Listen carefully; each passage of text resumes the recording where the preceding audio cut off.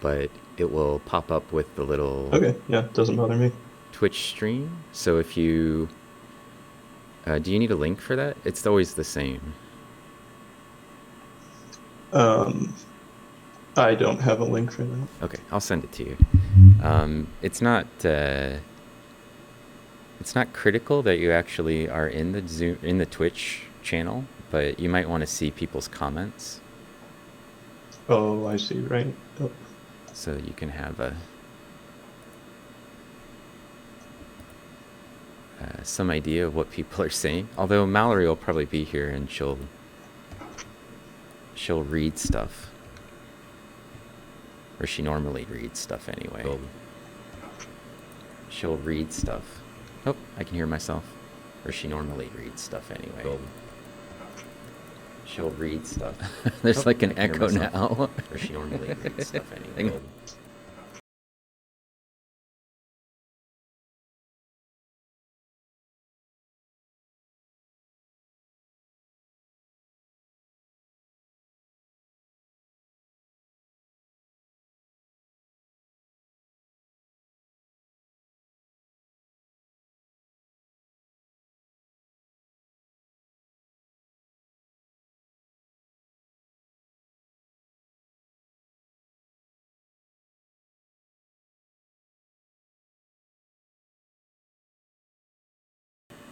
I think I have a solution now.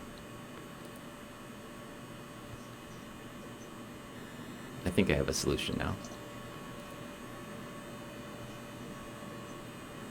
I think I have a solution now.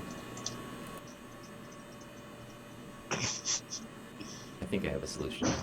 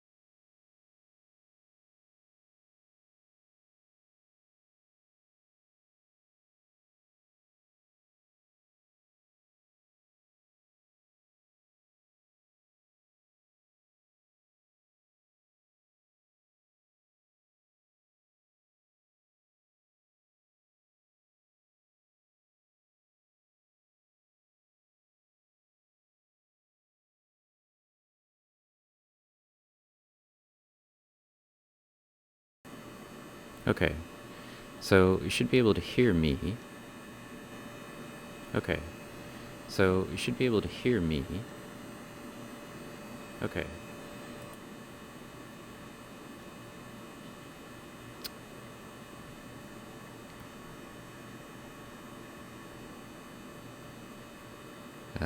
Let's see. How do I stop it from echoing, though?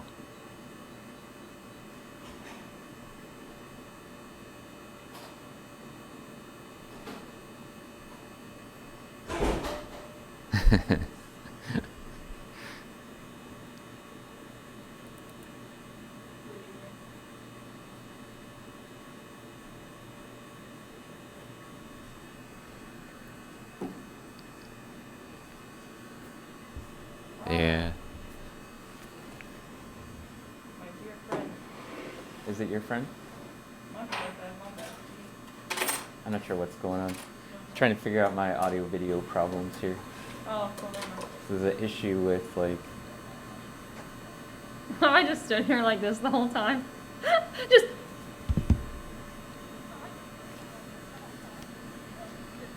I'm trying to figure out how to get so they can hear Joe and also hear me. Am I gonna need headphones to? Like I could tell you if you can hear. I can hear. Like instant. Do you need me to put in headphones? What? Do you need me to put in headphones? So I can tell you if I can hear them or not? I already Yeah, know. that would be good. Like if you're trying to communicate with people in the chat, like there's a delay there. Yeah, so the issue is actually when I pipe him in through Zoom, it plays through my mic for some reason, and I don't understand why. Do your microphone? Yeah, Can he log on to the Discord? That would be a very easy fix. that's true. But I don't think he has a Discord. He doesn't have Discord? I don't think so. There's this fantastic website, or thing called the website. What's going on? Joe, you don't have Discord, do you?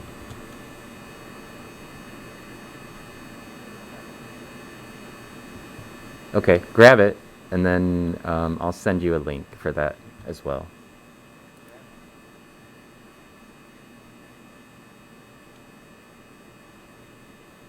I put it in the chat if you have the chat open. I don't know what he does. Ew, what a disgusting voice. Never do that again. Speak, I mean. What? What? What do you say? Nothing. What did you say? I heard my voice in the background and I said, ew, what a disgusting voice, and I said, let's never do that again.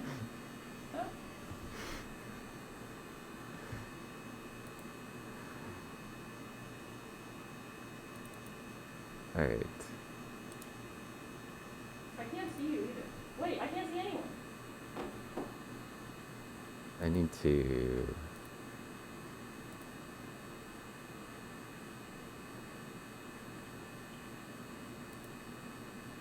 Mute Zoom.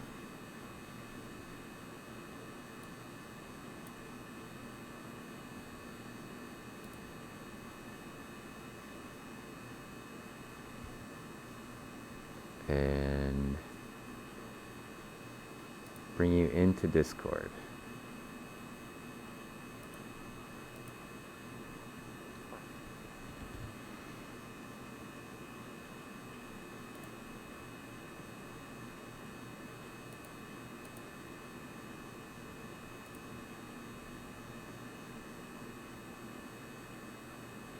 Oh, this is Joe Mohan. Yeah, it's Joe. Hello, Joe.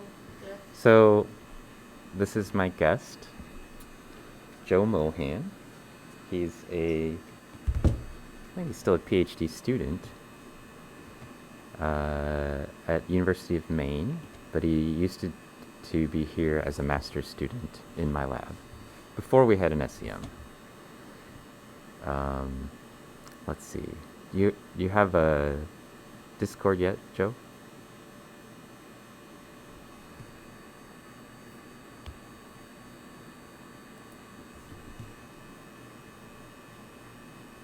Once he gets on here, if you can tell me his username, I can give him access to those streaming channels.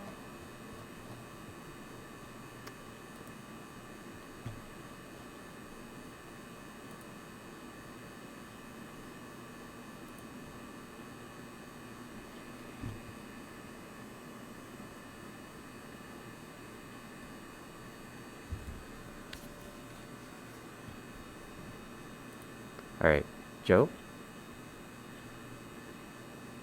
You have Discord?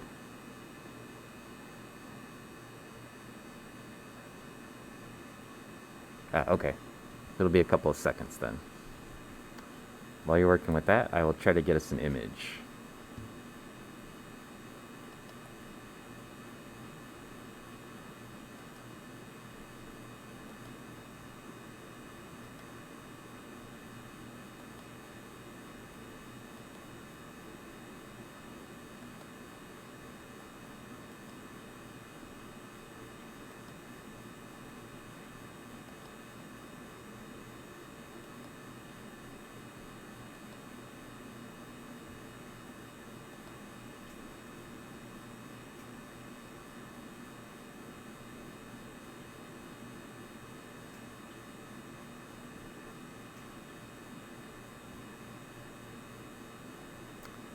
All right, so the sample that we're looking at today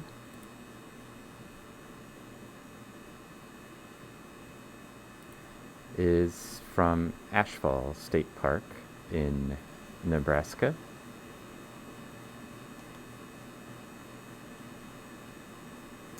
And it's a site of a bunch of vertebrate fossils.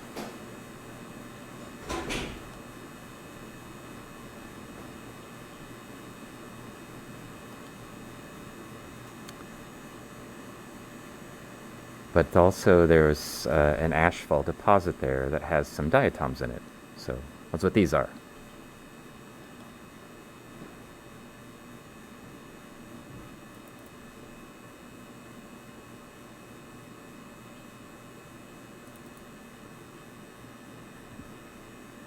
Let's see.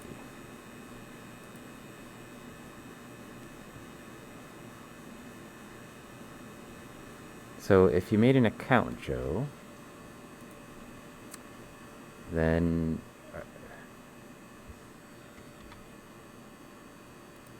let's see. Let's do this. That's the stream.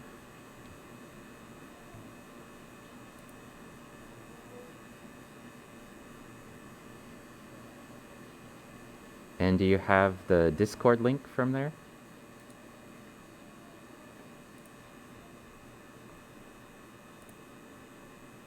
Hang on, I'll send it.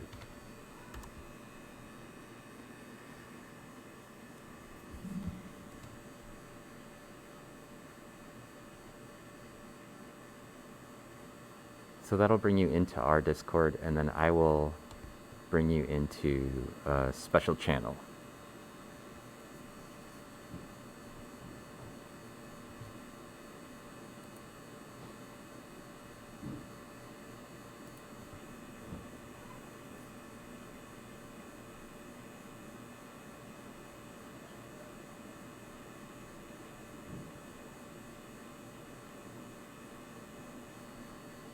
At the very bottom, you'll see a couple of different voice chats. Just join one of those.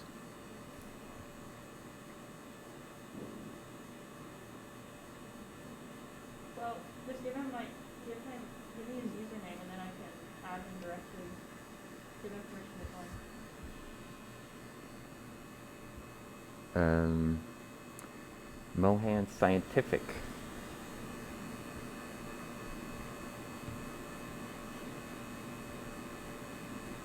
Okay. We should be able to get in there.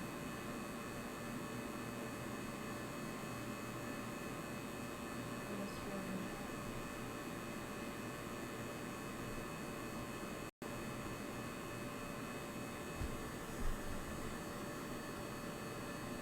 Aha. Now you should be unsuppressed.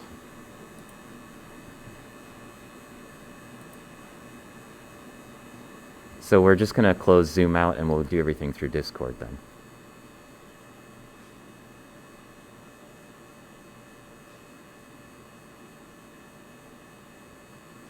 No. I'll be able to stream it into there. All right.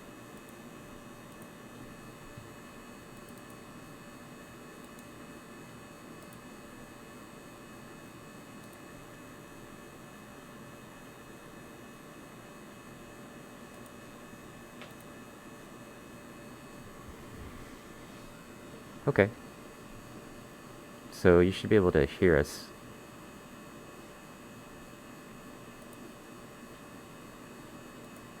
And then I can do this.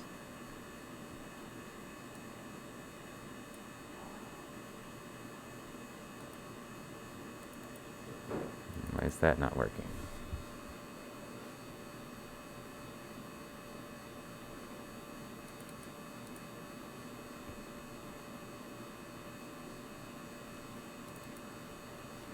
Un momento.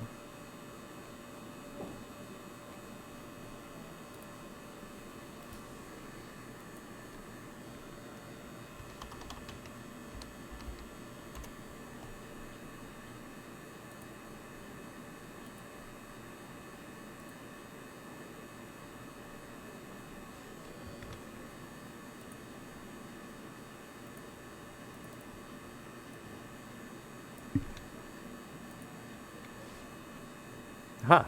Now, try talking.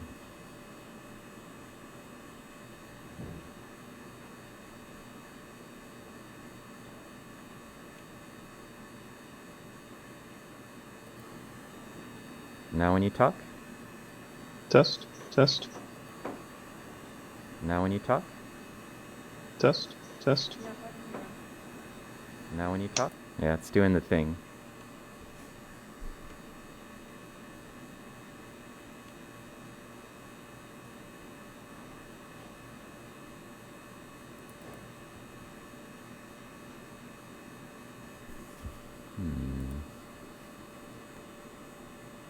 Why is it feeding back into the actual microphone? Hi, okay.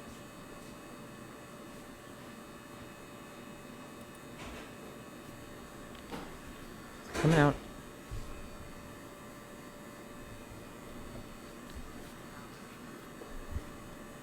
Alright, still some minor technical difficulties. So, your name is lighting up, they can see your name. I can hear him really well, so I'm not sure what you...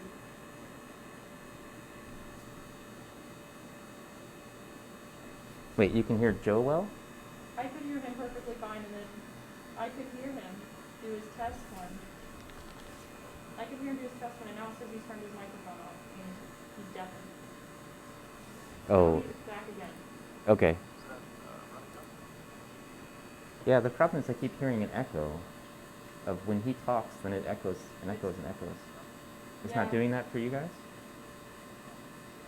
It's echoing because I hear you say it here, and then I hear it in here. But it doesn't keep echoing. No.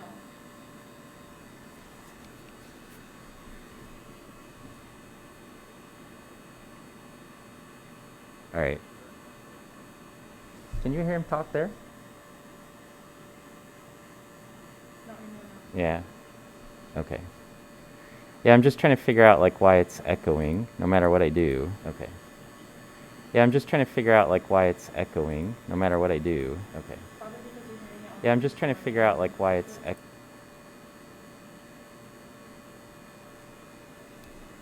now you're echoing. Yeah. What'd you do to make it start doing that? I don't know. It doesn't make any sense.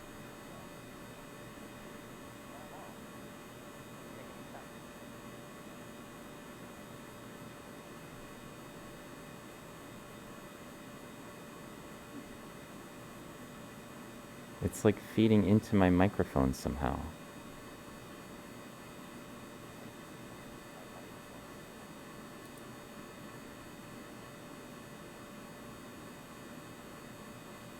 Someone said you probably have an additional microphone somewhere.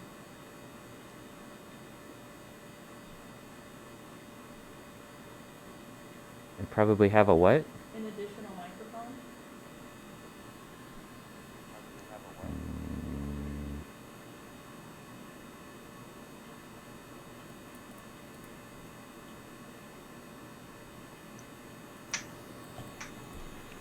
I only have one microphone. I only have one microphone. I only have one.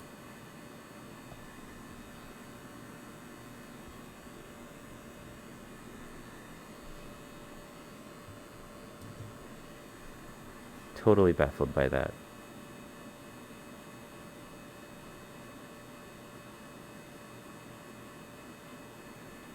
Now you're not echoing.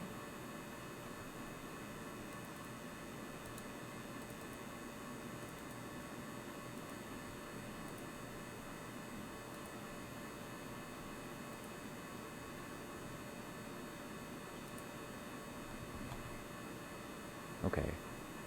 Hang on.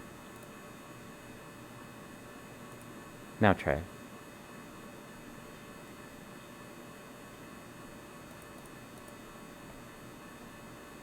not echoing anymore. But can they hear Joe? Oh, no. Testing if they can hear me. Say that again. Oh, I can hear him. Testing, testing. Okay. Yeah, I think we got it figured out. Oh, good. All right. So you can see stuff going on and we can hear things, right? You can see the stream, Joe? I can, yes. Okay. And Pacific Plankton says yes as well. Okay. I think everything is set up now. Just took a little while to get that sorted. Sorry, people. It's a chrysophyte. And that's a phytolith. Alright, so my guest is Joe Mohan. And Joe, you're still a PhD student at this point, right? I am still a PhD student. Candidate, actually. I've passed my comprehensive exams. Right. So how long before you finish? The goal is August. August. So it's close. Yeah, probably closer than I realize. It's creeping up on you. Yeah, slowly but surely. And these samples you sent me, I don't know, maybe a month ago or so. And they were. That one's very cool. You were sent these by Mark Edlin, right? Correct, yeah. So he sent these from the Ashfall fossil site in Nebraska, which makes them about 12 million years old. And then what did you do with them when he sent them to you? So you had to process them, right? Yeah, right. So these were really low concentration of diatom valves in the samples themselves. The samples are from a ash deposit when the Yellowstone supervolcano buried a lake. So there was way more ash than there were diatoms. So I ran them through some heavy liquid separation using sodium polytungstate, which basically allows you to adjust the density of the liquid and then spin them through a centrifuge, and all of these diatoms then float to the top of the liquid. You siphon them off, and then I sent them to Jeffrey. Yeah. So, and then we just took those and put them basically directly onto stubs. So I dried them onto stubs and put them in the SEM. And I gold coated them because that's what we do with diatoms. Gotta bling them out. Yeah. And this is a very interesting specimen. These two valves being such a weird shape like that. yeah, the colony is, so these are Alcacyra or alveolophora. I can't tell from this particular view, but the colony is attached by these sort of puzzle piece-like spine endings, which you'll see in a second here when I get it completely focused. And then they're also a coil, so it has a curved outside edge. When the colony's all together, it would basically make a coil, and the that coil here is just reflected as this little arc that we're seeing. So we're seeing these are two sibling valves, and that means we don't have a whole cell here. We have two half cells, and the two half cells you can see are connected by the spines right here. Pacific Plankton wants you to take a picture. Well, I will. All right, so it's on my agenda. I think you can see a little bit of structure inside that areola even, which is amazing for such old specimens. Oh yeah, yeah. For sure, when we've been playing around with some of these really old stuff, we still can get, we can still see the occlusions over the pores. So that's the thing that we can still manage to get. And while that's taking a picture, I'm going to try to get us at least video of me, so you can see me and Mallory. That's hopefully visible to you.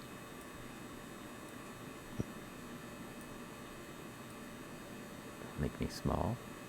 Mallory's back here behind me. Oh, I was gonna stick my hand out. And we got Joe on Discord.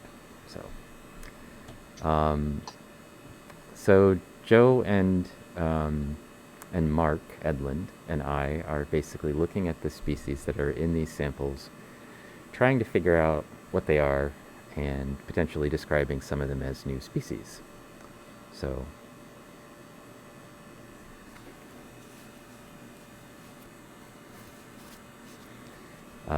that's what we're doing in part today, is just taking a look at what's here and trying to characterize the diatoms that are present.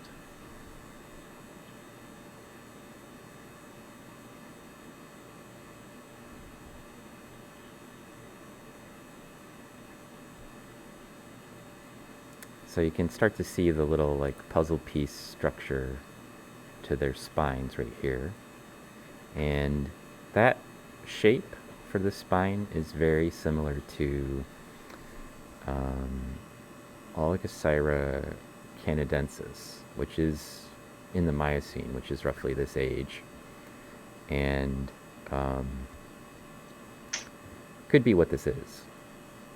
I'm not totally sure yet. But they usually have those sort of spines that just fit together like ends of a puzzle with sort of a knobby piece. And these are what are called linking spines. So for Oligosyra, they can either have sort of like spines that separate very easily or spines that link very tightly. And as you can imagine, it's much easier for this diatom to actually be ripped in half than to be separated from the adjacent cell.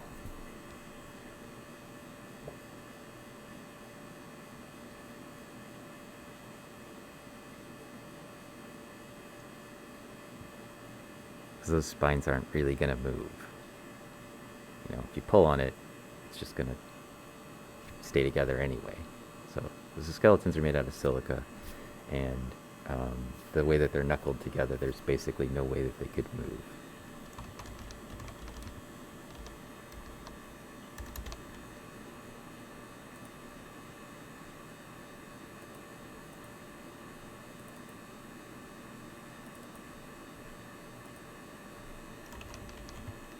A little bit of bookkeeping.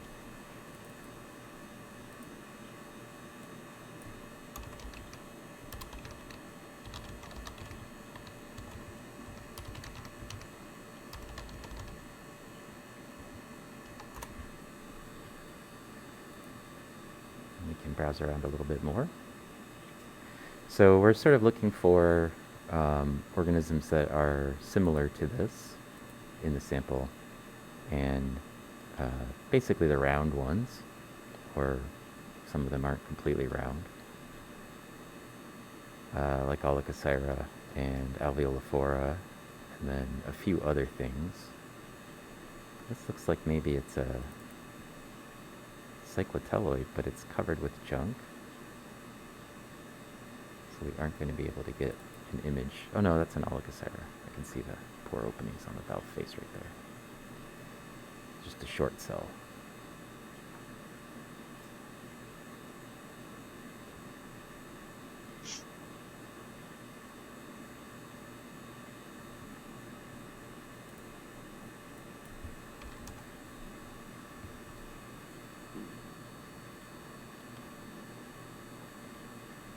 And there's some more Oligosyra here. All of these have really wide ring leasts, although I think this one is actually Alveolophora.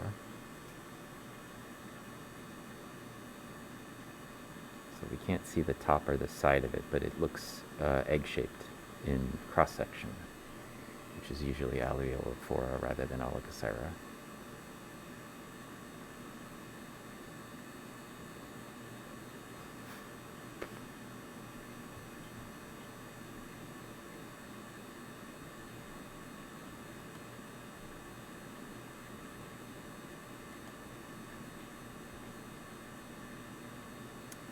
Oh, that's a nice one in side view.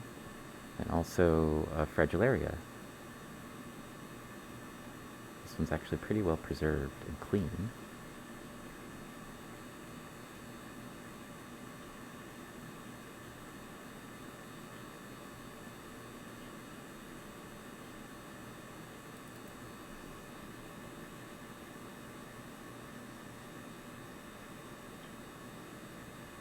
I'm just going to play around a little bit with the settings. So do you want to tell them a little bit about what you study, Joe? Yeah, generally speaking, anything from paleontology to hard rock geology and into modern ecology now. So I'm all over the board. My dissertation is focused around creating 3D models of fossils, specifically diatoms, and then using them for research applications. So a lot of paleontologists jumped on the 3D modeling to share fossils, such as within and between museum collections, and there's some online 3D model fossil repositories now that you can go in and take measurements of various fossils from museum collections just right in your browser, which saves a lot of time from either mailing a very fragile fossil sample to and from somewhere where it might be damaged, or having to travel to the museum.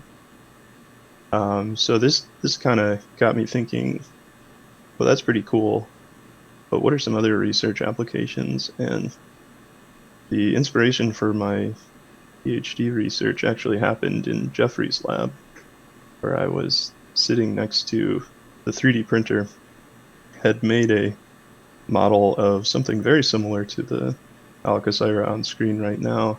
And when I went to click print, it told me how much plastic it was going to use, which was pretty neat because it was, it's going to use so many grams of plastic and it's going to cost you this much dollars to print the fossil organism. And then my brain kind of jumped to, oh, that's also kind of telling me how much silica is in this valve. And in terms of cost, now I can estimate the resource cost of an individual valve. So that's what a lot of my dissertation research is centered around now, is using 3D modeling technology to estimate resource costs. And you have a paper that you're publishing that's sitting on galley proofs or something right now, right? Yeah, it could potentially come out at any moment. Oh. Yeah, I just got an email this morning from one of the editors that they took all of the proof revisions that I have and will either let me know if there's some other minor change or if it's going to be published. But pretty much ready to go. Oh yeah, it's in the presser. Excellent. It's nice because I'm an author on that one. Yes. And so that's basically more or less the content of that paper, right? Yeah, that's a proof of concept paper, essentially, saying, can we use 3D modeling technology to estimate the amount of silica in a diatom? And then it turns out pretty convincingly, yes. People use and have been using 3D modeling technology to estimate the size of old buildings, reconstruct ancient architecture, and a whole host of other engineering applications. If you want to build a bridge, you want to find out how much iron you need beforehand. So I'm tuning that into the biological realm and saying, well, if you want to build a diatom, here's how much silica you need to use. And so that's a proof of concept paper. And then the next couple of chapters and papers from my dissertation research will be saying, here's this proof of concept. Now let's apply it to a couple different aspects. Yeah. So that's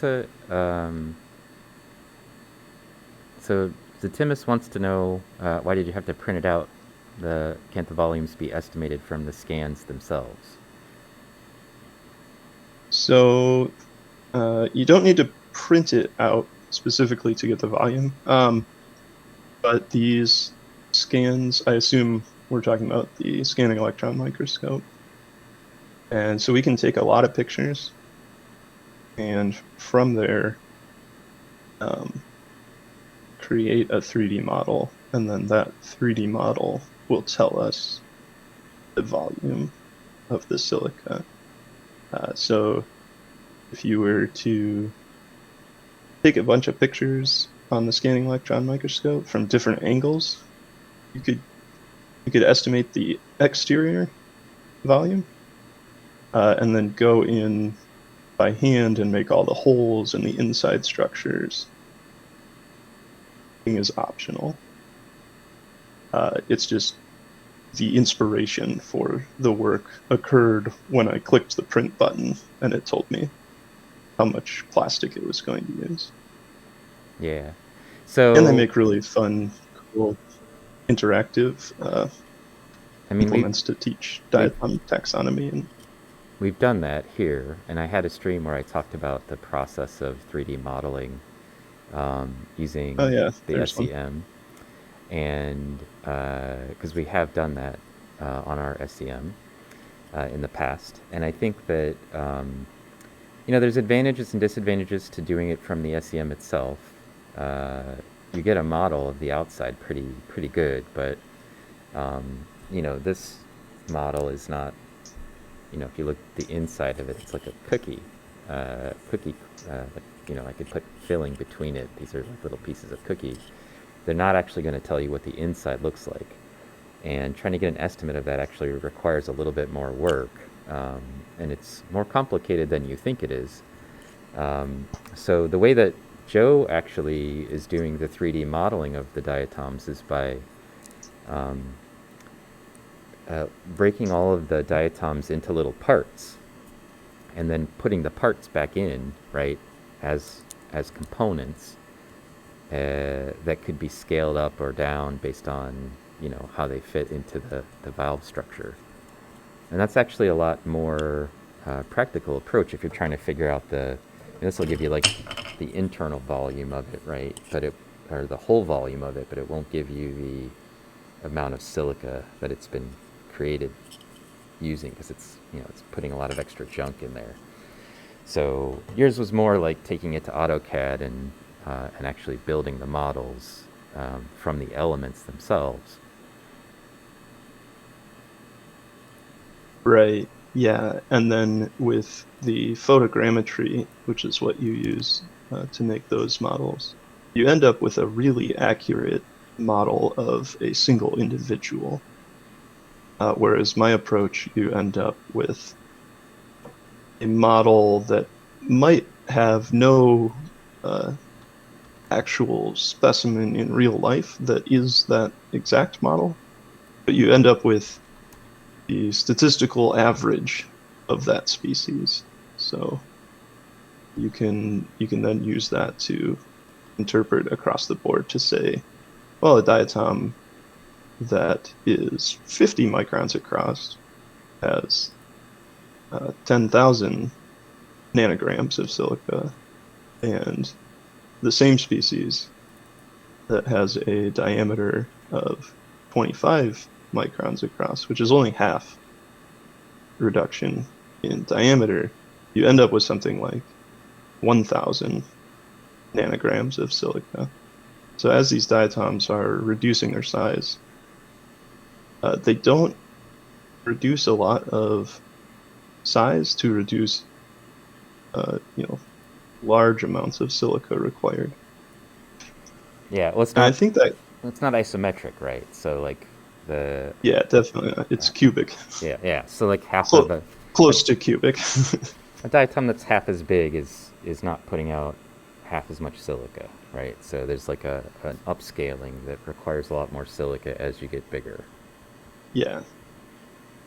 And it's roughly cubic, but each species is going to end up with a slightly different, roughly cubic formula.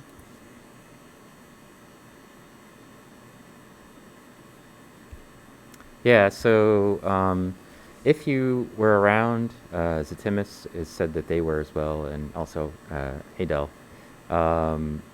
When I talked about the models before, I actually put some links to them, and the links to the models, the photogrammetry models that I linked to are actually Joe's. So those are ones that he's built, and he used AutoCAD, right? That's the tool that you use primarily. Correct. Yeah, I use AutoCAD from Autodesk, but you could use just about any Yeah. computer-aided design software. Yeah. So and then you posted those to whatever that. What's the database site? Thingamajig. Thingiverse. Thingiverse. Thingiverse, yeah. So that if somebody wanted to get those models to print out their own diatoms, they could, right? Yep, yeah, and they're all publicly available, free to use. Print them out, put them in your 3D mixer, change them up. Print one out and wear it as a crown if you want, because that could be fun. It sounds like a good idea.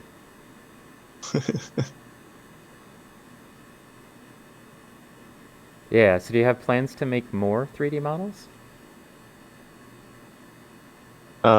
Yeah, so that's one of the outreach applications that this Ashfall project is going to end up with. We're going to create 3D models of the interesting species that we find in here. And then I'm not sure what the distribution will be of that, but they will definitely be put in an exhibit at the Ashfall fossil site. Oh, very cool. To go along right next to all of the fossil horses and fossil camels and big vertebrates. So you can also then hold and interact with microscopic fossils while you're out at the fossil site. And then don't quote me on it, but I suspect they will be hosted on Thingiverse as well. But that's kind of up to the Ashfall fossil site. Maybe they'll host them on their website or something like that. But that is the goal, yeah. So, can you talk a little bit about the Ashfall site? So people aren't going to be familiar with it. I mean, we sort of talked about it being the site where there was an eruption, and you mentioned like fossil horses, for example. I know that because I went to school at Nebraska and I've been to the actual site, that they have a lot of rhinoceroses, and I mean, there's something like 15 full rhinoceros skeletons, including like mommy and baby rhinoceroses together, all located at the same site, which is really insane for like a fossil find. Yeah, so the Ashfall site is, like you said, mommy and babies getting buried in ash, which is actually really sad when you get down to it. But for a paleontologist, it's really exciting, because about 12 million years ago or so, the plains of Nebraska would have been this kind of hotbed for horse evolution and camel evolution. So camels are from North America and then migrated out. And then right around then, the Yellowstone caldera got really active and blew up in one of its super eruptions that buried this particular watering hole in meters of ash.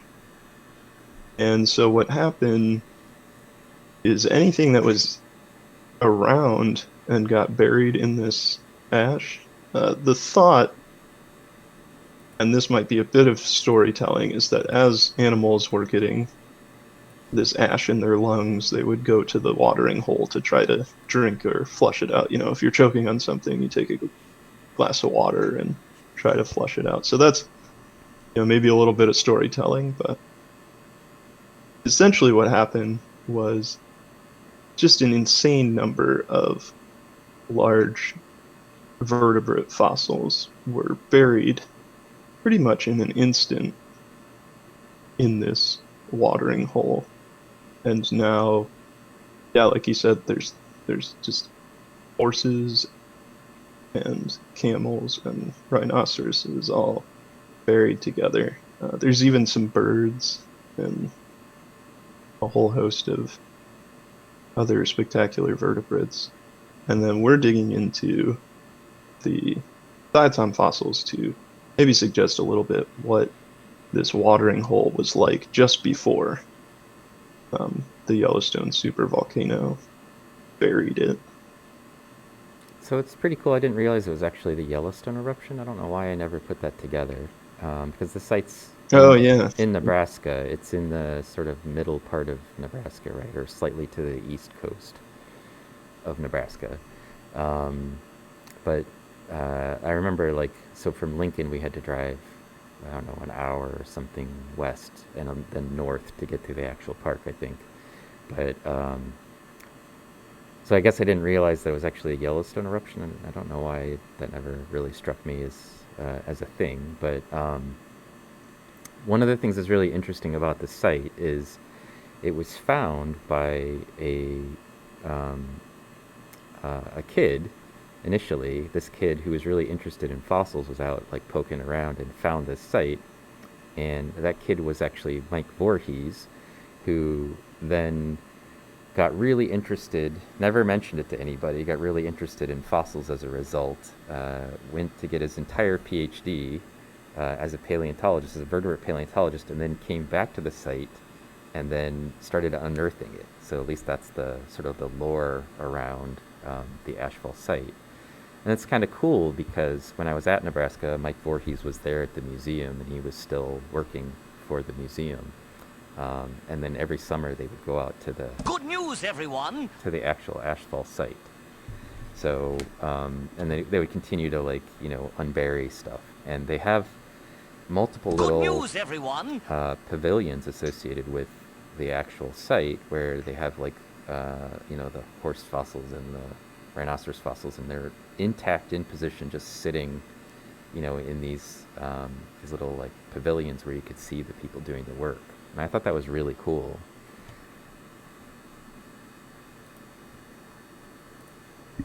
yeah, and every summer for quite a while, I don't know, you probably know number of years better than I do, but the Diatom taxonomy and ecology course has gone out there to inspect the diatom fossils as well. And I think you attended that course as a student, correct me if I'm wrong. I did in 2000. That's actually where I learned diatoms, and also where Carlin, my wife, learned diatoms.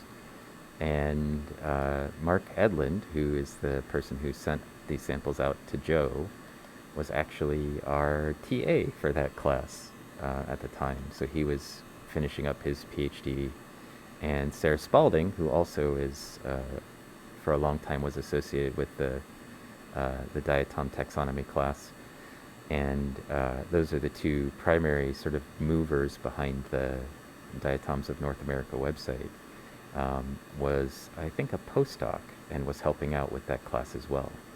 So I, like, all of my taxonomic connections for, you know, most of the diatomists that I know, that I interact with regularly or publish with, all started basically from that one thing. And we did go out to the Ashfall site for the class. So our class went out and collected some stuff. I think they were hoping to find tetracyclus, which we've seen in some of this material.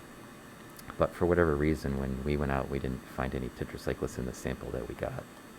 So Yeah, that goes back to that really low number of valves per gram yeah, in the sample. So these have been refined and nicely. Oh, there's a little bit of one. yeah, I saw little pieces of them. I'm sorry, I'm just sort of scrolling past it looking for a bigger valve because I know I saw one at some point.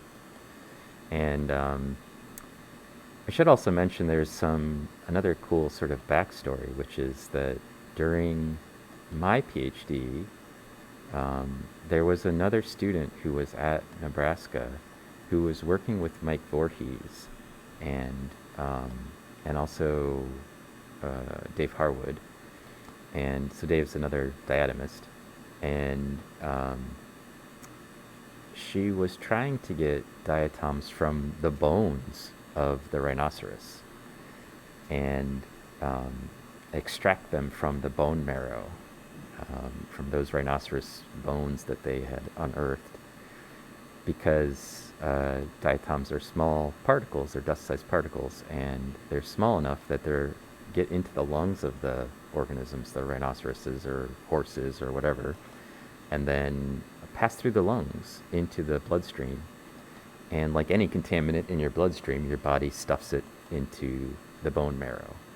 So she was trying to see if she could dig through the bone marrow of these rhinoceros, 12 million year old rhinoceros bone marrow, and extract diatoms from it to see what, like what they might have been breathing in. I don't know if she was ever successful with that project, or maybe she had limited success, but it was kind of a cool idea, and it actually had a huge influence on me thinking about like people using diatoms for forensic purposes.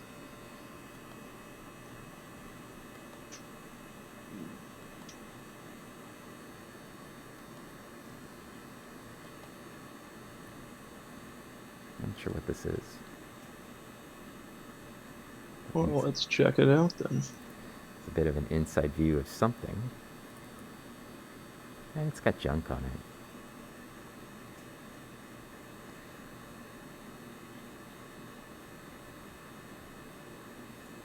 Let's see. I'm going to pop over to the middle, because I know there was one right in the middle that when we first loaded up the sample, I was like, hey, there's a tetracyclis right there. And hopefully it's still there. So we just talked a little bit about the Ashfall supervolcano, or the Yellowstone supervolcano burying this lake in ash at 12 million years ago. And then it happened again around 6 million years ago and buried another lake pretty much just down the road from this site called Grove Lake, which I also sent Jeffrey some samples, which has totally different diatom species in it.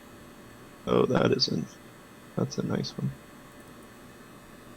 Yeah, so the Grove Lake or whatever samples are also on this carousel, so we could visit them if we're feeling like these are boring us, or we could save them for a later stream. But yeah, no, not necessarily. I was just mentioning that the volcano also buried another lake just down the road, and that's kind of a neat occurrence. we're having sort of a discussion last night, because Carlin sent me this link about people putting a moon vault, a vault on the moon with, the DNA and whatnot of organisms. I guess as a way to preserve them for all time. Like if we put it on the moon, maybe it's safer than being on Earth. Although It's I think an extra seed bank. yeah, but I feel like if you're gonna stick a bunch of stuff on the moon, hopefully our technology hasn't crashed or anything else, because we won't be able to get back to it. So that's not a great idea. Anyway, so the guy who wrote the paper about this moon vault, he brought up in an interview the Toba eruption as part of the justification for it, and his idea was that, like humanity's come close to totally collapsing, and then he brought up this Toba eruption as an explanation for it. So the Toba eruption happened around 75,000 years ago, and it's like Indonesia, and basically it was a monstrous eruption, like enormous scale eruption, and people had posited that that maybe it had been a big enough eruption to cause like a really long, disastrous sort of consequential problem on Earth that almost ended all of human life. And so that idea has been around for a while, and it's a terrible one. There's not really a lot of evidence to suggest that's really what happened. And so we tried to explore this in the Malawi project, to analyze a bunch of different things. One of the things we could get was a little bit of the actual Toba ash from the Malawi core, And I think I did this while you were here. I'm not sure. I think it was like 2015, 16, 17.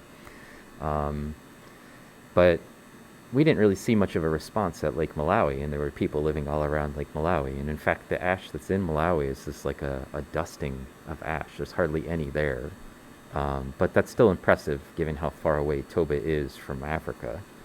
And but the people living there would have experienced, if it was a volcanic winter where everything was desolated and there's no vegetables and anything growing and whatever else, they would have experienced it, and the lake would have experienced a significant change. And we didn't see any evidence of that actually occurring. In the diatoms, we didn't see any evidence of it occurring in the plants that are on the landscape. The charcoal record didn't show anything weird. It was just basically all kind of more or less in the realm of what we would consider normal. And so, the idea that humanity could be wiped out by a volcano, a single volcano that erupted like Yellowstone or something else, to me seems preposterous. We have way more people than we used to have. We have better technology than they have, and also, it's difficult to imagine that having that big of a global footprint. I mean, if Toba couldn't do it, I don't think that Yellowstone could do it. So, like how big these eruptions are, how big are the actual eruptions from Yellowstone? We're being raided. Enough to cover a large portion of North America in a decent amont of ash. Good news, everyone. What'd you say? Open stats rating. Yeah, I saw. Also, Mika had a really long question, but I didn't want to interrupt either of you because there's a delay. Okay, I'll read it. Thank you for. So we just got raided. Good news, everyone. Joe, because you haven't been to Twitch before, what that means is somebody else ended their stream, and they brought everybody from their stream to our stream. And so Open said, thank you for the raid. They brought 87 people with them into the channel. So suddenly we have a monstrous Good news, everyone. number of viewers. And get ready for a bunch of spam in the text channel. Good news, So we should everyone. back up a little and do some more context. Right. Provide with a little bit of context. We're looking at diatoms in the SEM from Ashfall Good news, State everyone. Park site in Nebraska. It's about 12 million years old, the site that we're looking at right now. And all the little debris that you see that's not a Good news, diatom everyone. in the SEM is mostly volcanic ash. And I'm here with a guest who is Joe Mohan. He's from the University of Maine. Good news, everyone. And behind me here is my assistant, Mallory, managing the chat and the channel as my moderator. And, Good news, everyone. so yeah, we're looking at stuff in the SEM. The diatom that we're looking at right now on the screen is a tetracyclus, which is one of the ones that we're interested in sort of looking at in this project. And this is an internal view of tetracyclus. And you can tell it's tetracyclus because it's got these big costae running across the middle of it, and it should have a rim of portula on one end of the valve somewhere. Good news, everyone. So if you haven't seen an SEM work before and you're wondering, hey, why didn't I put it in color? Good news, everyone. SEMs don't use light, so there is no color, although you will see some little images in the bottom of the screen, and those are ones that I added false color to. So not in an attempt to confuse people, but rather to make them more visually appealing to people. So,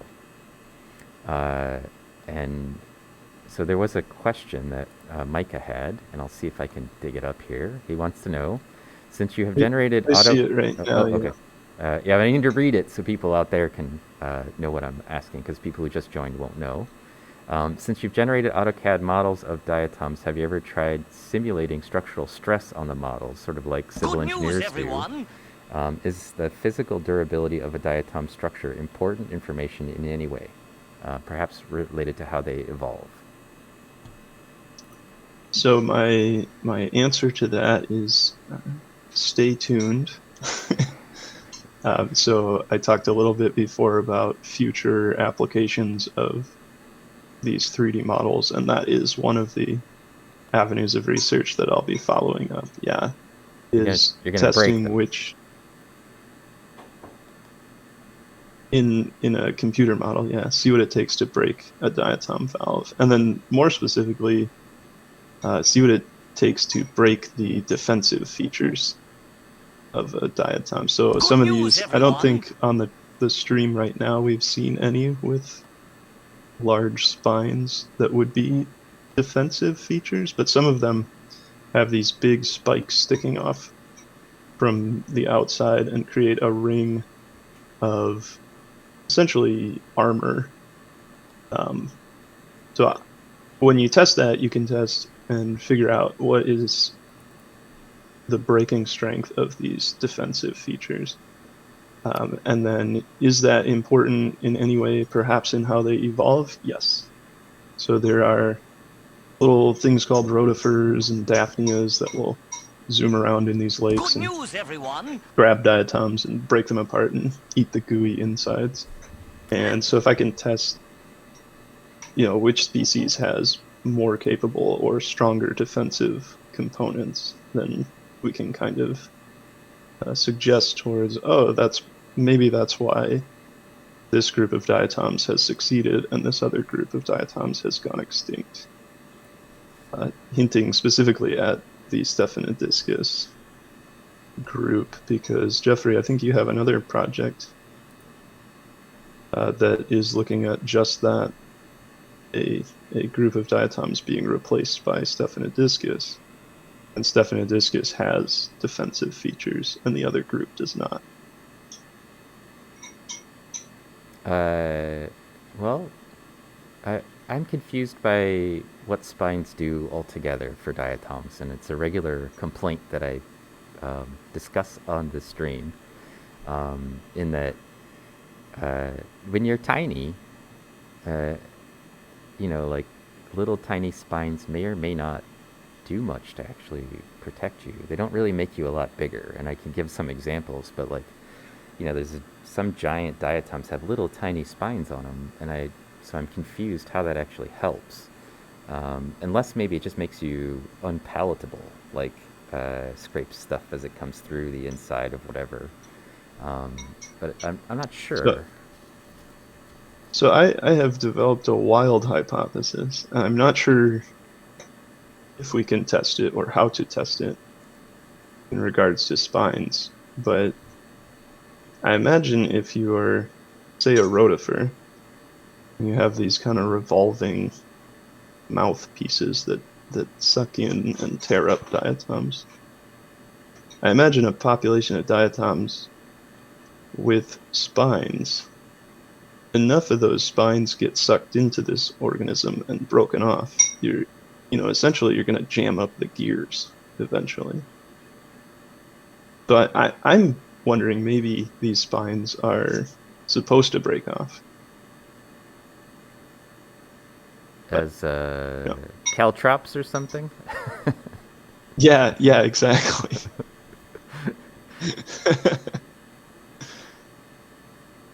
Wild hypothesis. I don't know how to test it. But I'm sort of curious about it because I feel like, for example, the whole group of Lindavia, which came from, at least from what we know, sort of stemmed from the Stephanodiscus group.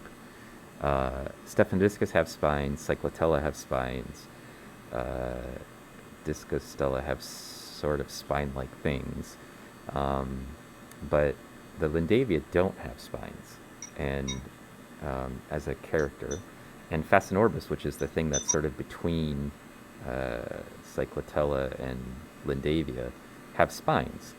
So for me, I'm sort of curious, like, okay, why did Lindavia just go like, I guess we don't need those anymore, when they definitely get eaten by the same things that Stephanodiscus probably does. I don't know, spines just confuse me a lot, and the normal story is that they're there for defensive purposes because we think of them as being like,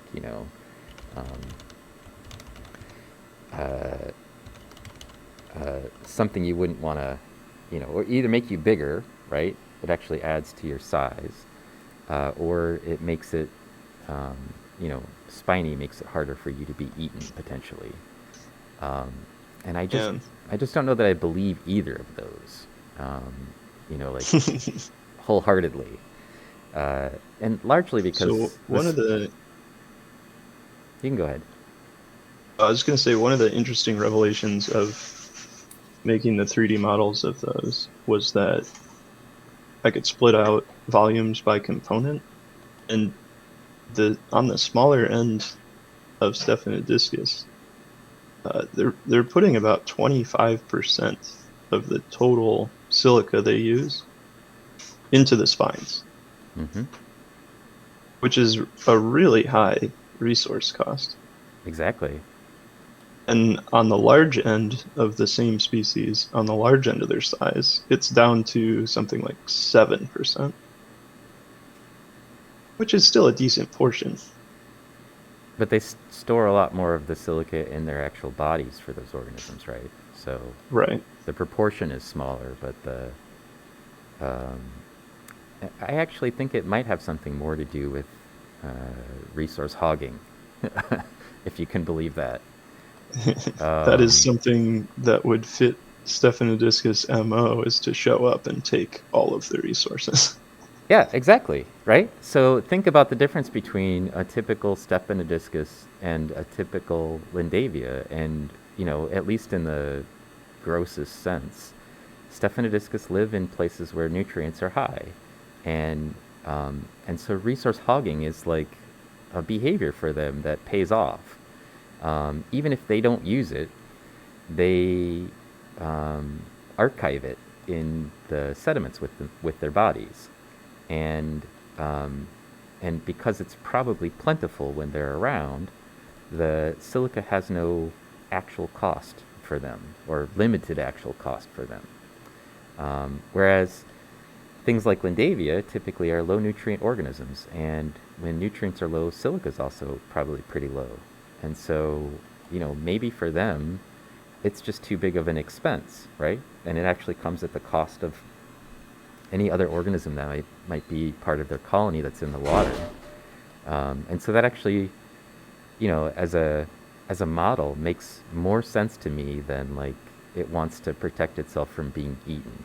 And and I guess because I see diatoms as clonal organisms, and clonal organisms just don't care if you eat them.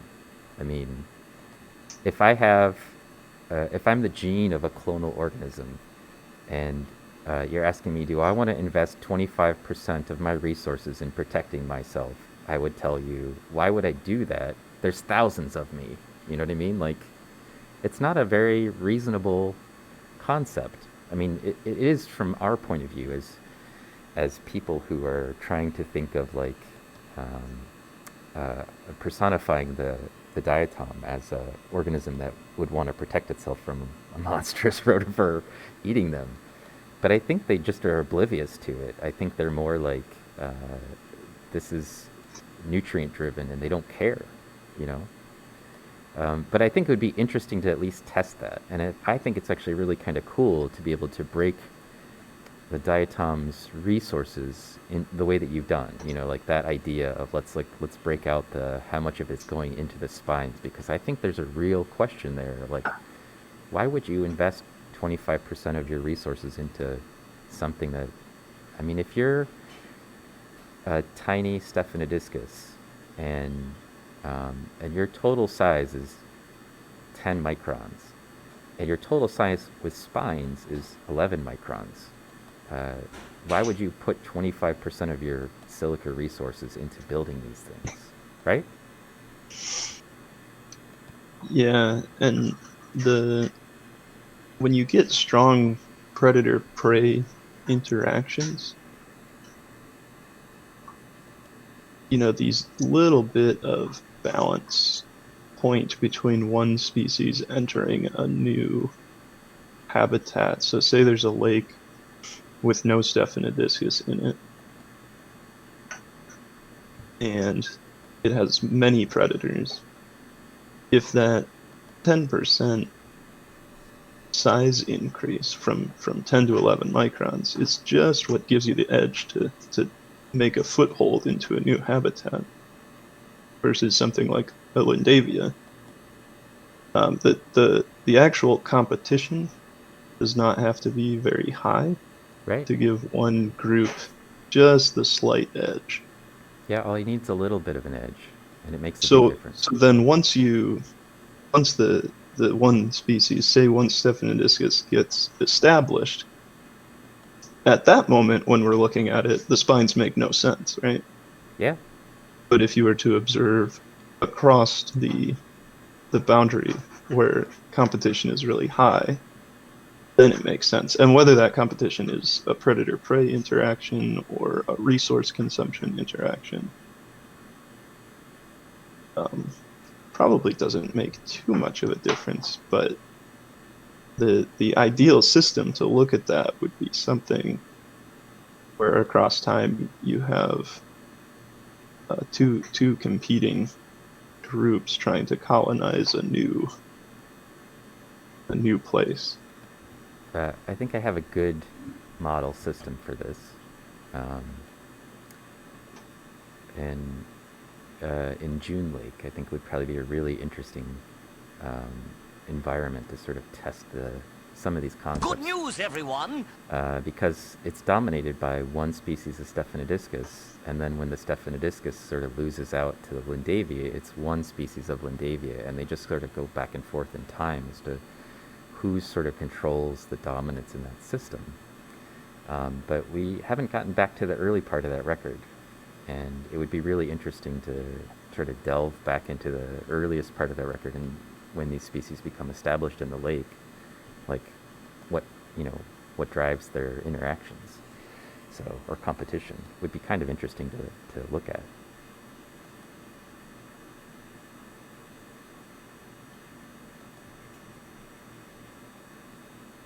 Junk inside. Yeah, I was thinking along the lines of as glaciers are melting, you end up with a completely new lake. Oh, that's a neat. What was that? This thing? I'm not sure what it was. Yeah. Inside was all junk.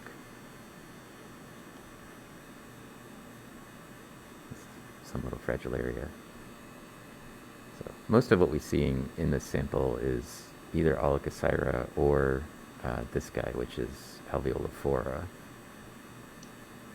That one's broken, but the ones that are adjacent to it are not.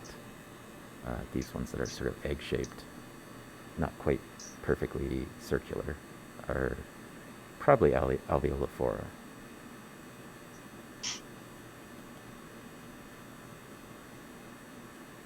And this inside view kind of reveals that. So this is not a very good sample right here, but that's the ring least on the outside of one of these Allocasyroid type diatoms, and this shelf that's in here is actually an internal costi, which occurs in Alveolophora but not Allocasyra. So the primary separation between those two genera. Yep. Yep, what? What did you look me back for? Wanted to see if there's anything going on in the chat. Not really. Okay. Just managing. Yeah, I'm just big chilling. Okay. You know how it is. I do know how it is. It's weird being in a room where Mallory's behind me and we both have headphones and we're listening to the same thing. Which is me So talking. the bottom comment on the Twitch that I see is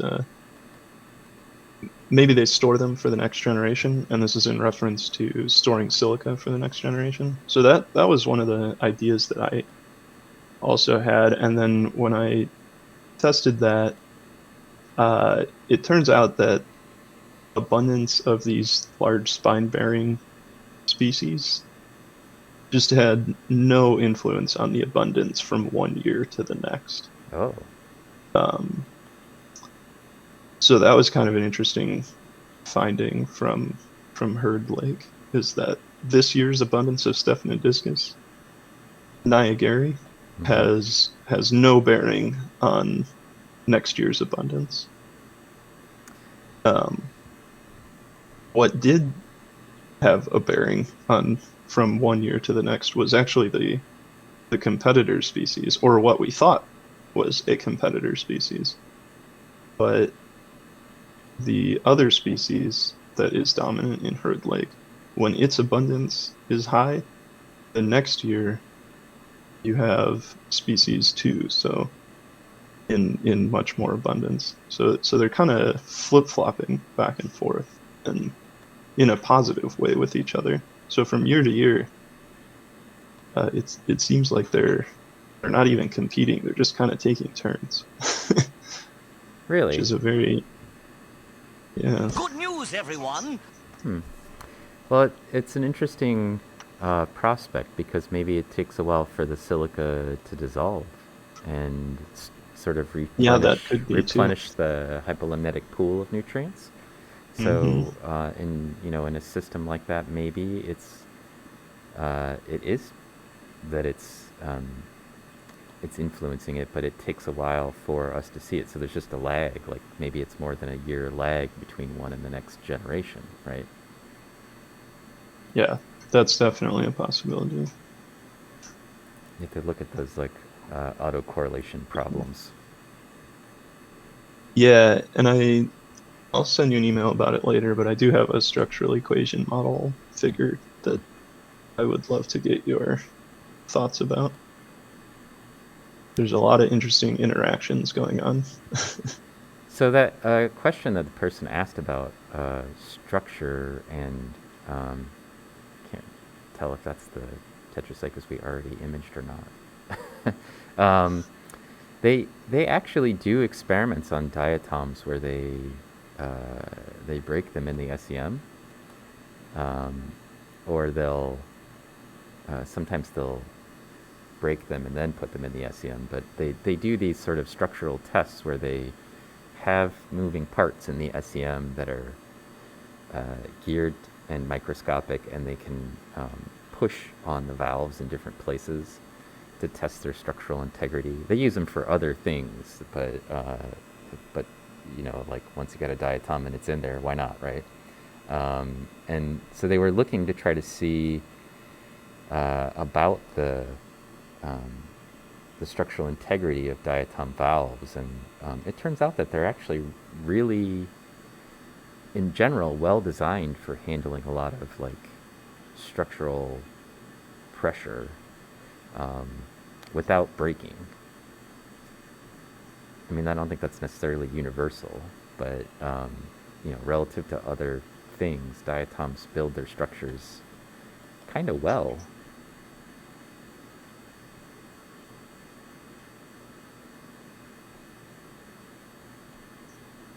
I suspect, with no knowledge of evidence, that has something to do with being buried in the deep ocean from an early age.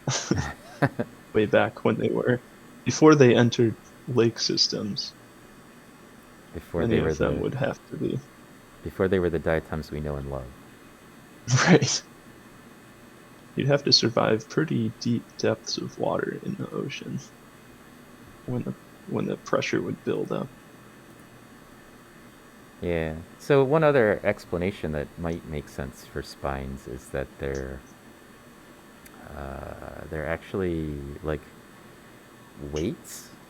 Like if you wanted to orient yourself a certain way in the water, maybe they balance out the way that the valve flows as it falls. Maybe there's a aerodynamic reason for them to be where they are, or a center of mass reason for them for being where they are.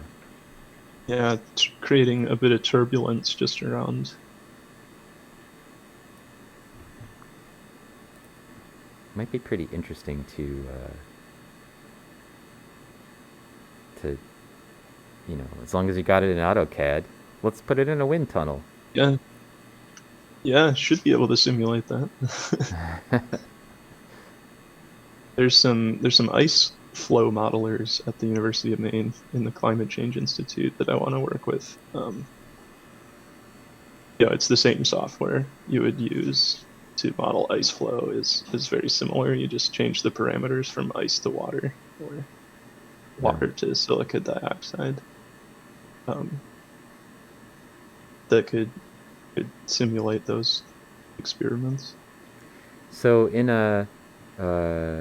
AutoCAD, you can put in the type of material that your organism is made out of. Not in AutoCAD. You have to jump to some other softwares. Okay. But you can export the model and then bring it in and tell it it's made of this material, and then you can just sort of test the physics from the model itself. Yep. Yeah. Exactly. That's pretty cool. Yeah. So a lot of this was, we want to make an engine out of this type of alloy versus another type of alloy, and see how it deals with stress and strain under different temperatures, pressures. So we're just bringing that technology into a biological aspect. Yeah. That is a weirdly pumped specimen right there. This is actually a pattern that I observed in a lot of alveolophora, which It's is not bent, it's just kind of sliced. it's a remnant of the girdle band, I think, where the girdle band was. So as it expanded, Oh, okay. as it expanded to make the new valve, it for some reason wherever the girdle band was, just it didn't overlapped it a little or something, and so it creates these weird step functions in the valves. So you can tell actually where's the younger one and what's the older one, because the inside of the valve is, like it's forming this inside the valve, but it kind of like expands the girdle bands and then puts the cells in, right? So this one had a little bit bigger space than that one did to grow in. It's interesting because that would disrupt the size diminution of a population. Yeah. I mean, Right, so that valve did not get smaller than its parent valve. right, just that part of it though. Right.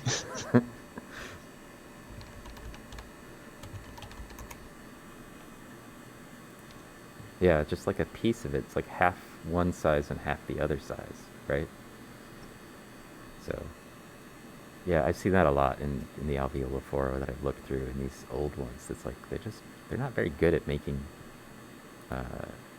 making their valves in the colony. Maybe that's why they went extinct. Could be. It could be that they used a lot of extra silica that they wasted, and decided that they needed a lighter model that didn't have so much wasteful silica use.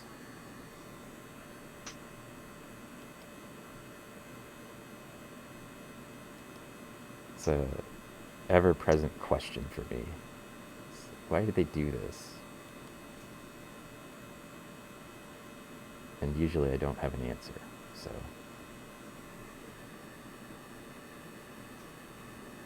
So it's purely inspiration for new projects. Well, that's the way science is supposed to work. We dig around and try to sort things out, and then develop new questions from that, hopefully.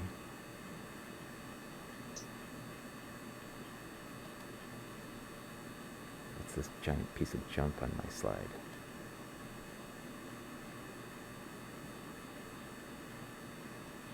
Not sure what that is. We're gonna just pretend it doesn't exist. Good news, everyone! With really big things, that's what I like to do. That's what my undergraduate advisor told me to do with the bryozoans. So, I don't know if you signed in for chrysophytes, but apparently there are some chrysophytes in these samples as well. So that's what both of these things are. Little Christmas tree ornaments. Sure, why not? There's one here that's like a little pufferfish, and this one's got a reticulated surface. But you can see the aperture, and there's another aperture for them. There's two of them, and they're different species. chrysophytes are golden brown algae as well, or golden algae, and so they're closely related to diatoms in a way, but only really like way up the taxonomic level. The diatoms are most closely related to diatoms, and even that's not really true. Many of the diatoms are more distantly related from each other, right? So the raphid diatoms and the araphid diatoms are really different from each other, like in terms of like the hierarchy, taxonomic hierarchy. So You know offhand when that split occurred? no, you mean like centric to pennate? I have no idea Yeah. where that transition. It would have happened in the marine realm before stuff got to freshwater. I mean, this is So 12 million years old, which is a pretty good age for diatom samples, and we saw araphid diatoms. I took a picture of a fragillaria, and then we had something earlier when I was browsing around that was like Slophra-like thing, and then so that has a raphy, and then these things that we've been imaging are all centrics. So none of them have raphies. These two things are chrysophytes. They're not even diatoms.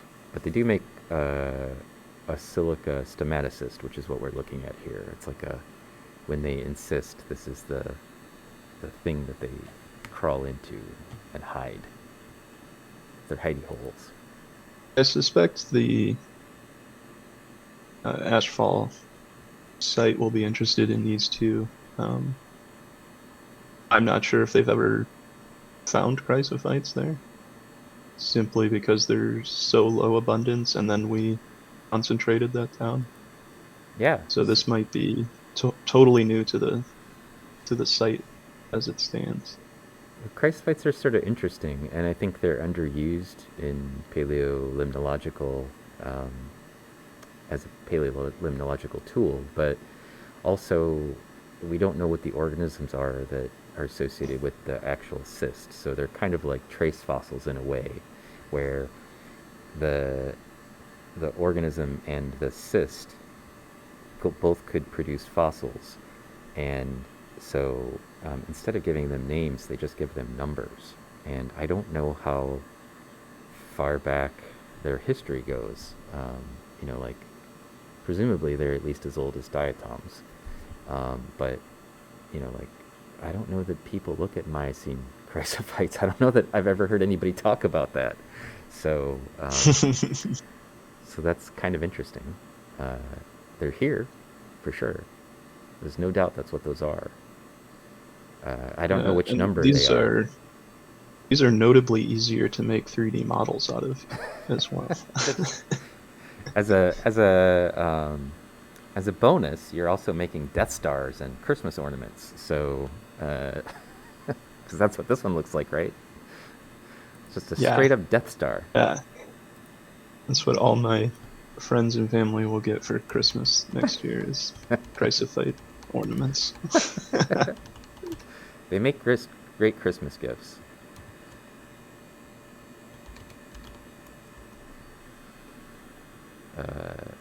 Yeah, you could hang that right on your tree. Just put a little hanger in it, and then boom, Christmas in a bottle.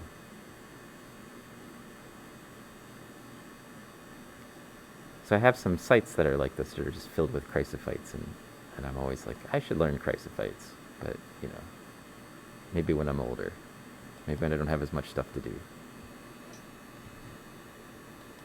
My advisor gave me a box of slides to count this semester, or last semester, and I got through 4 or 5 slides just counting away, thinking that there were microspheres in the sample, but they were actually just chrysophytes that happen to be 5 microns across. This is Jasmine. Yeah. Yeah, okay. That reminds me, I need to talk to Jasmine. I need to chat with her.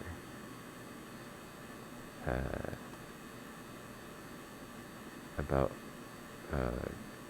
seeing if she'll come do a talk for my class or uh, lead a discussion or something.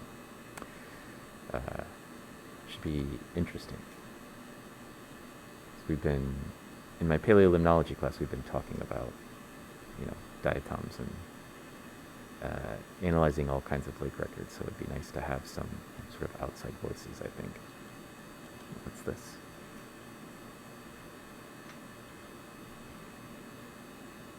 Yeah, she would make a great guest speaker. Yeah. I keep meaning to ask her to, oh, that's interesting. That actually is a Yeah. Salafra. That is the Canopia right there. Yeah, This can you indent- bring that out a little? I don't know. I can try. Hang on. Let me get this, and then I'll see if I can. Yeah, no, that looks good right there. It's really muted. I think maybe it's just dissolved. Mm-hmm. But that's for sure a Canopia, and that's makes this a Salafra. Because there doesn't seem to be very many areoli. Or maybe they're just barely visible. Let's see what I can do about that. I want 280. Hopefully I didn't totally lose it when I did that. There it is. Just showing off my fancy ability to rotate and keep my subject on the screen. That is a major advancement from the Vega 2. I like to do at least once when I have colleagues on and they're watching what I do, show off the power of my SEM to do things that they wish theirs did. Yes, that was a very cool move. All right, so we're a little closer, and I think we're in as close focus as we could get, although I can do something about the beam intensity, I guess. And I could actually do quite a bit about the beam intensity if I wanted. Let's see. Let's do this first, see if it actually helps any.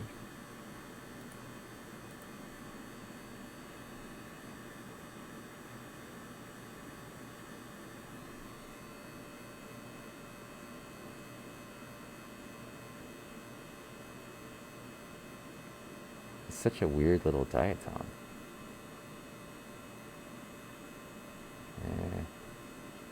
Let's just go with 7. It's good enough.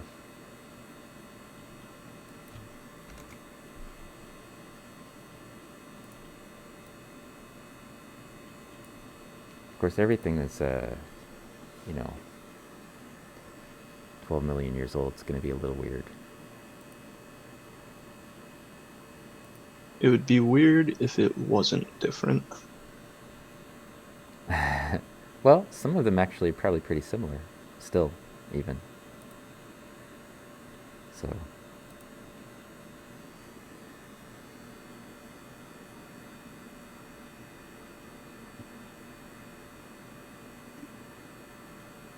Mike wants to know how we started talking about Death Stars. Yeah. I mean, sometimes you gotta talk about Death Stars. While this is taking a picture, that'd be a good time for me to say thank you to a bunch of people. So we got follows from Viking153, Martin Eden 41, Infinity Bot, Albino Vulcan, Uplifting Euphoria, Coffee Tables, Fakes Unkid, Apollo Go, Eco Manic, Morgan Lewis, Killigorilla, Michelle Smith, Will Reams. We've been doing pretty good today. Urantula, make mistakes. Emaciate. Mom's a porn star. That's a great name. You know, kudos to your mom. And then Zimmy. So. Oh my god. What? The delay. I just heard mom's a porn star. I've somehow managed to also keep Mallory entirely encapsulated in my head for the stream. So she's back there. Hey, mom's a porn star. I'm actually like a figment of your imagination. Like this is literal and it's like metaphorical. Like I'm just living there. I wish I had a better imagination. Yeah. I'm a figment of your imagination. Oh, you said better imagination. The delay on this is a comedy special in itself.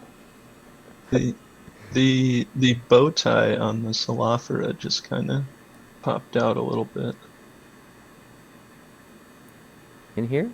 That nodular section. Yeah. Yeah.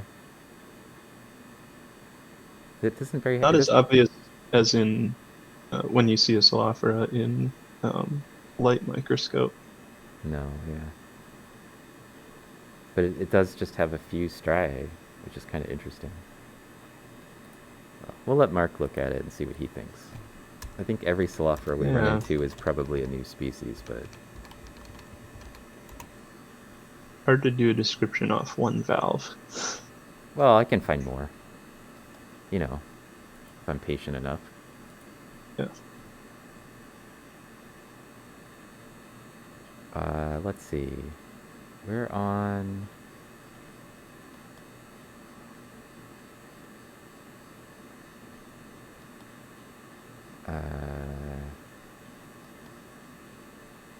Somehow we got to number 3. Maybe if I went back to number 2, or I could go to number 4. Let's look at it, number 4. See what's on 4. Oh, it's a lot of the same Is stuff. 4 still a Yeah, these are Ashfall. Ashfall? Yeah. Oh. These are, I think this is 17 actually, not 15. But I think actually I've only been on 3 and 4, so since the stream started, we've actually only been on 17. So I'm going to change my folder name when nobody's looking.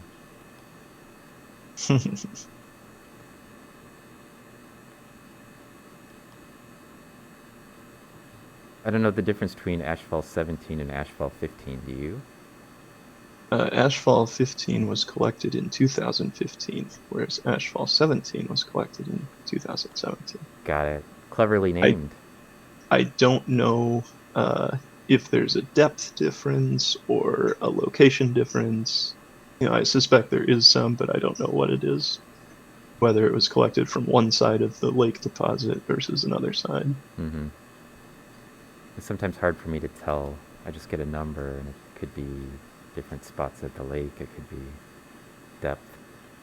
That's an all. Yeah, and there is much more to that sample name than just Ashfall 17 and 6 or 15. I got But a I shorthand. just sent them as those. Yeah. You got the abridged name. It's fine. Makes it easier for Mallory because she doesn't know which part to put on the labels most of the time. So That's the intention, is to just make it simple. Actually, that's not how you know. I know how to put labels on. I didn't say you don't know how to label. I said you don't know which parts are important.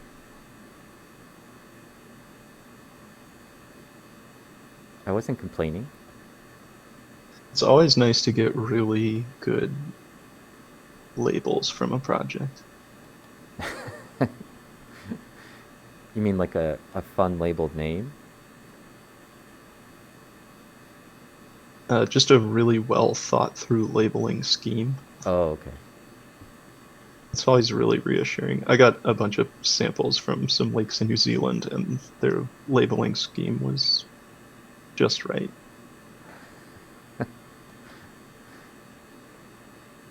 You enjoyed their labeling scheme. It was easy to work with.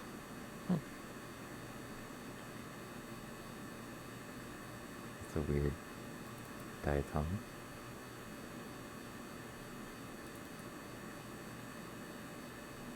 Not A sure little what's, bit of twisty Yeah, going not on sure. with those areolae. not sure what's going on all over this thing. Yeah, it's definitely, there's a lot of weird things in these samples. I mean, a lot of it's fragments, right? So we don't find whole valves, and then some of them got, they've just got junk on them. And we might be able to get some of the junk out by using ultrasonic. Oh, there's an acanthes. Some sort of acanthidium. So maybe that other one isn't a slug. Oh, nice. Got it in girdle view, so there's no question what it is. Very nice.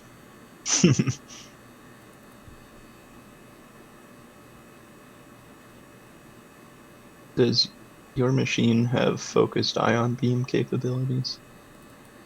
I don't think so. Okay. What does that grant us the power to do? You could shoot a beam of ions at some samples to, well, you can do a lot of things with it, but something right here, you could cut a valve in half. Oh yeah, I can't do that. Yeah. You can also see what shoots off of it as you're cutting it and see what it's made of and things like Yeah, that. Not that we yeah. really need to investigate what a diatom valve is made of. I don't have any kind of laser ablation inside the SM. Yeah.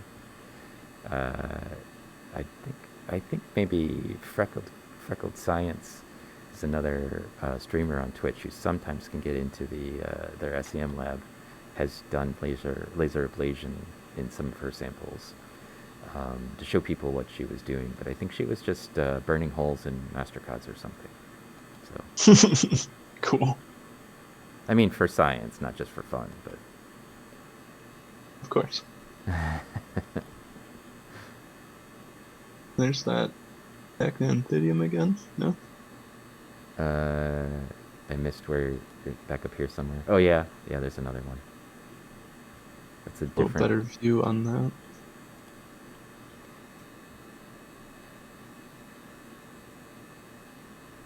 Yep, because you get a little bit of the valve face here.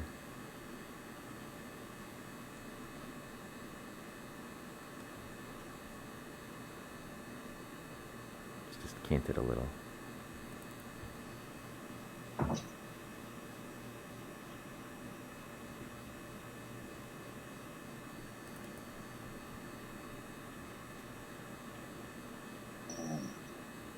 Not enough that we could actually see it though.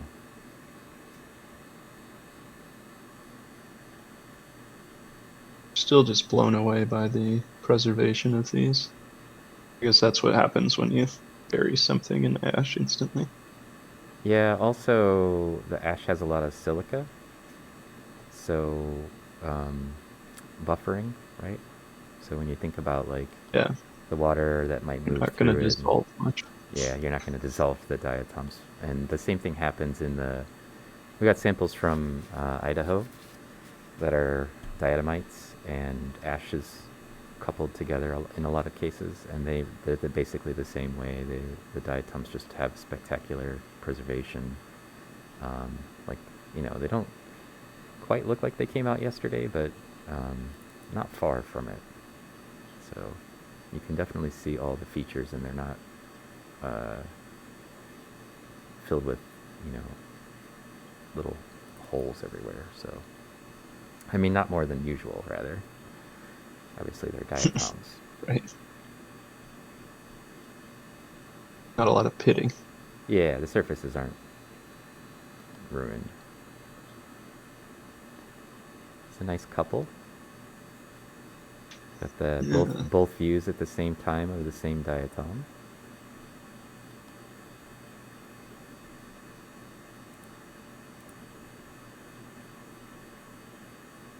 And it's in focus now, so I'm going to take a picture. How about after this picture, we pop over to Grove Lake for a little preview time on that? Okay. Hey, Luan, how's it going? We occasionally get some other diatomists that hang out in the Twitch feed here. I saw a question earlier by someone in the chat. They wanted to know, oh yeah, it was Ecomanic. They wanted to know if they hang out in the channel, will they become a scientist? And, maybe. If you hang out in the channel, you'll probably learn a lot of diatom names and a lot about what diatoms are used for, and you'll learn a bunch of diatom terminology like rimoportula, photoportula, areoli, raphy, stuff that you use in your everyday life, I'm sure. But yeah, I mean it's a science channel, so we mostly focus on diatoms. But I'm trying to convince Mallory to go catch us some mosquitoes that we can put on for one of these streams.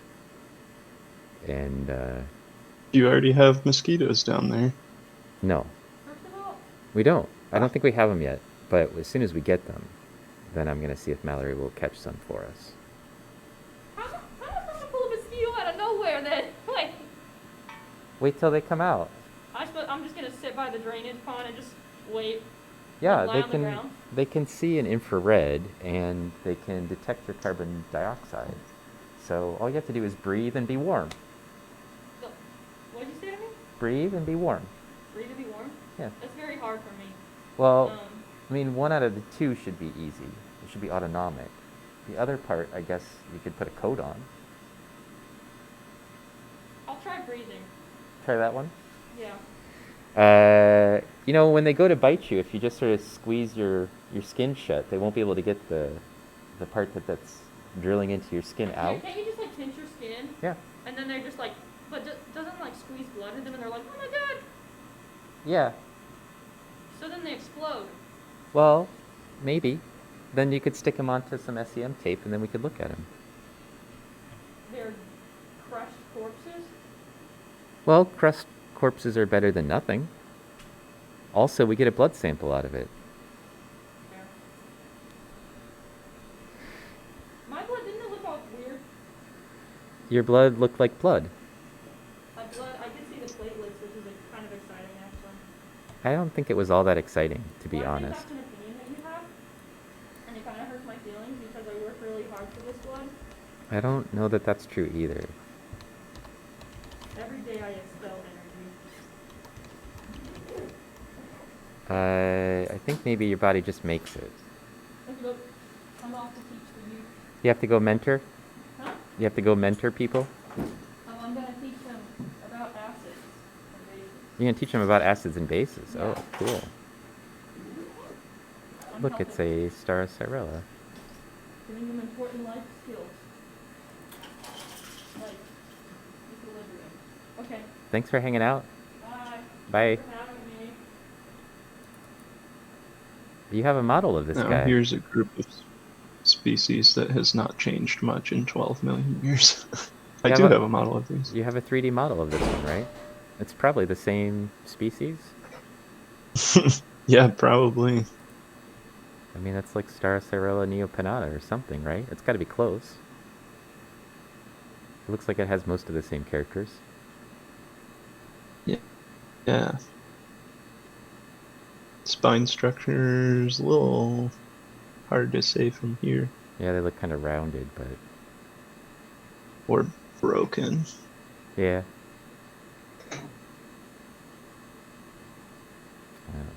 Not that exciting. I guess I'm going to move on.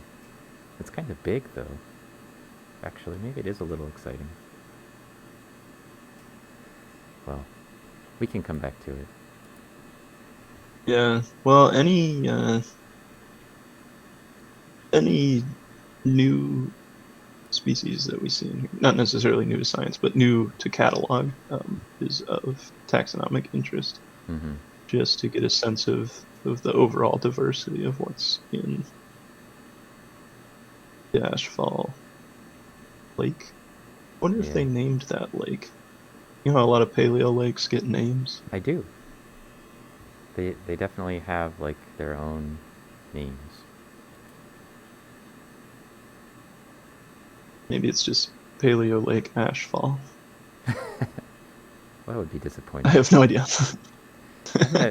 If history is any precedent, then I would say it's probably they just decided to call it Round Lake or Fish Lake Right?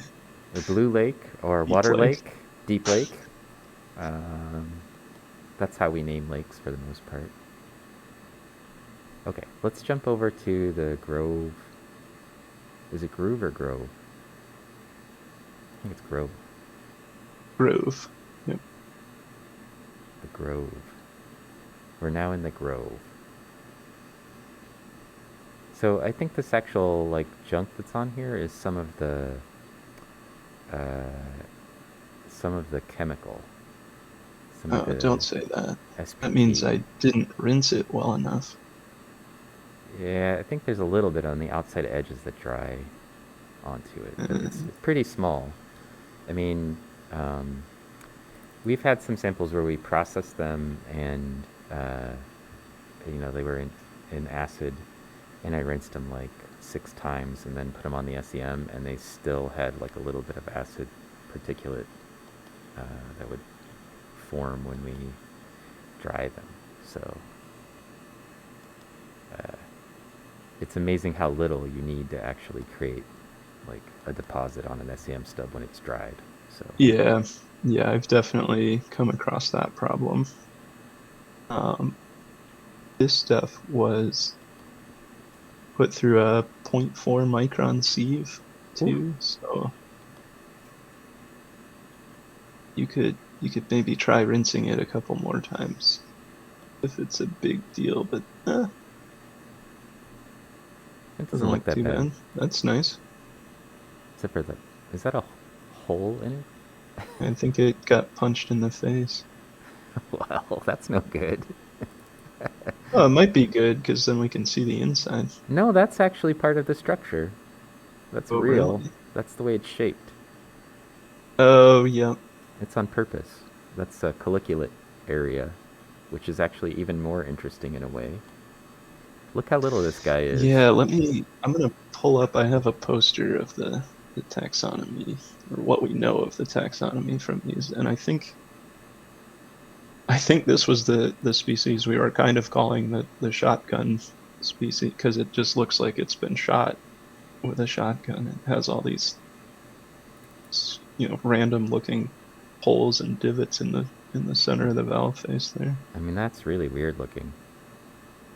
It's got an elevated, like a granule, and then little holes, and then it's got this like giant. It's like Is that nodule? That's a nodule, not a debris. That's not debris. That's actually on the valve. Yeah. And then this. Well, looks that like would fit in a corresponding sister valves. Exactly. Yeah. It's an elevated area, I think. It's kind of interesting. This is one of the species that I was getting really interested looking at the light microscopes of. So this is nice to see right away like that. It's super small. It looks like there's Foldoportula going around the outside. Yeah, let me give it a chance. I'm gonna get it that I'm not gonna focus like perfect, and then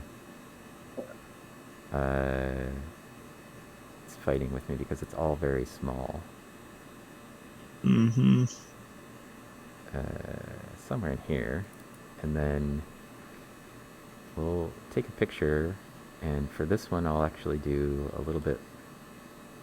It does look like there are Photoportula here, here, here, and they are on the Costi, and I guess I would expect that.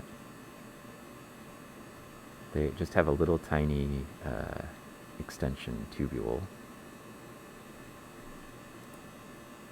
Do this, and then I'll auto brightness contrast it, and then we'll try to take a nice picture of this. Super interesting little cyclotelloid. And I don't see a Rimoportula hole.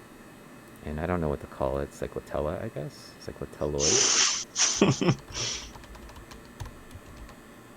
Small crater. That's what I'm gonna call it. Small crater.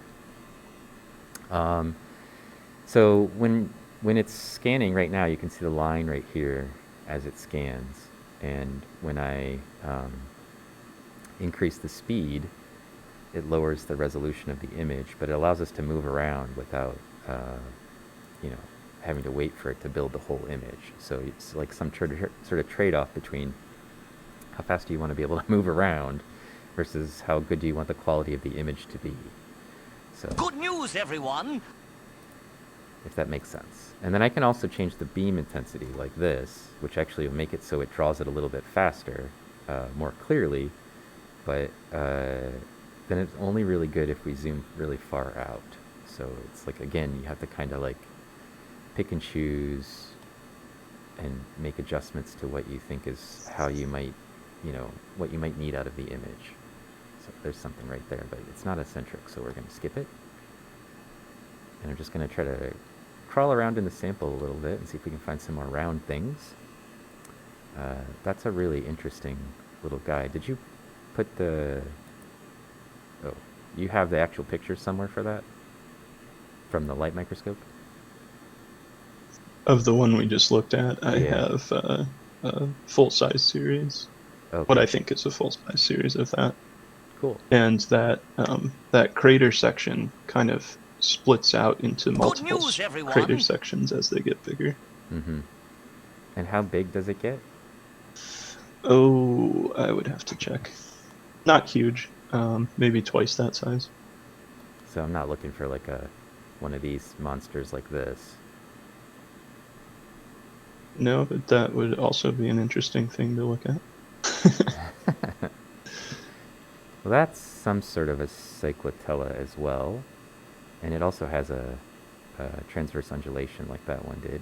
But this is like maybe 20 microns across. So I don't know if that gets up to 20, but it could be this thing.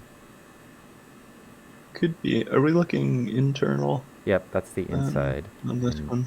Yeah. I mostly wanted to see what was going on here. We don't, because the beam intensity is too high. We can't really see all the details yet. Yeah, it looks like it has some chambering in there. Yeah, those are the chambers. They're small. And the, at least in this case, Good news, everyone! there is strutted process. They're just hiding.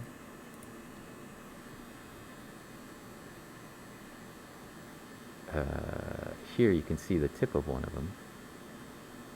And I was looking to see if I could find a rim of portula, but it looks like it's a little too dissolved or covered with clay or something for that. But I would expect the rim of portula to be here somewhere. Let's see if there's one. No, it's all broken.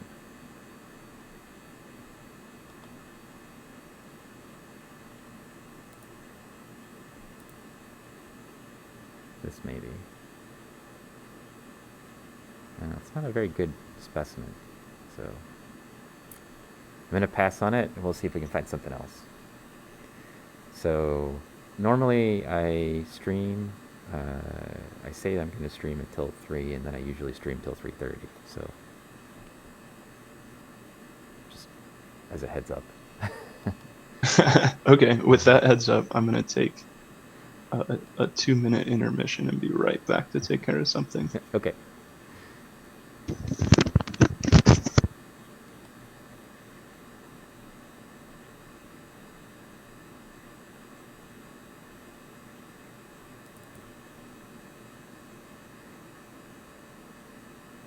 So I'm just trying to find us a couple of more specimens of these round guys that are a little bit better preserved than this one is. That one's got a transverse undulation. It looks like the one we were just looking at.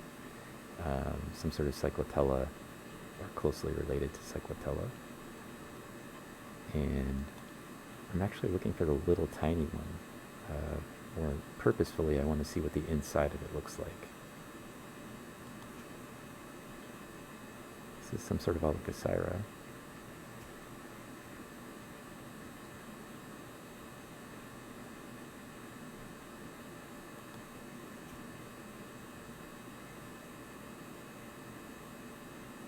There's another one of view of the outside of the cyclotellas that we were looking at, the cyclotelloids. And it's a little bit more clear what's going on with some of the spines, so it has more spines present. It's again the outside, and I was kind of looking for an inside view, but I'll take an outside if I get one. In this case, can't hurt. Let's see. Let me try to improve that image just a little bit while Joe is out.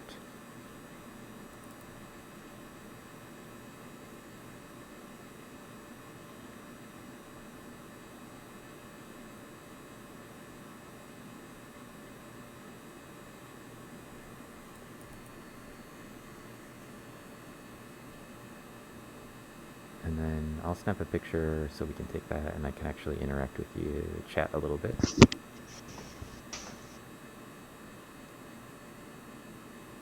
That looks like the same guy.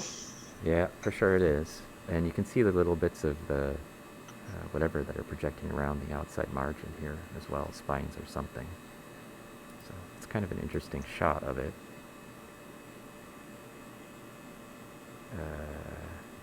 So I'm just going to go ahead and snap this. There was a Thalassiocyra from some of the Turkana samples that also had some interesting spinuli-like structures that kind of remind me of those. Mm-hmm. Not that this is in any way, shape, or form closely related to a Thalassiocyra from Africa, but just those structures remind me of those.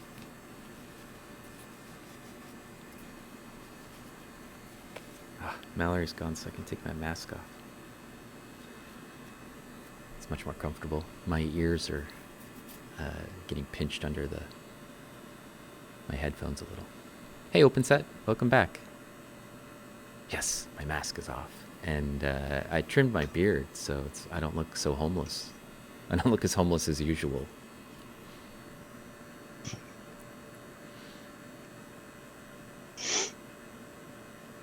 We're looking at some diatoms these ones are 6 million years old. And I've got one of my former students who's working on his PhD at the University of Maine. And he sent me these samples, which were sent to him. And he did some processing on them. And then these are very likely new species, new to science, I mean.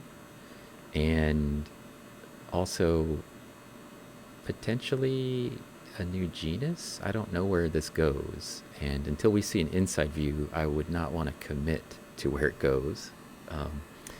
One of the things you can see just from the view that we have, though, is here, let's see, in the images here, you can see there's a little, these are the chambers.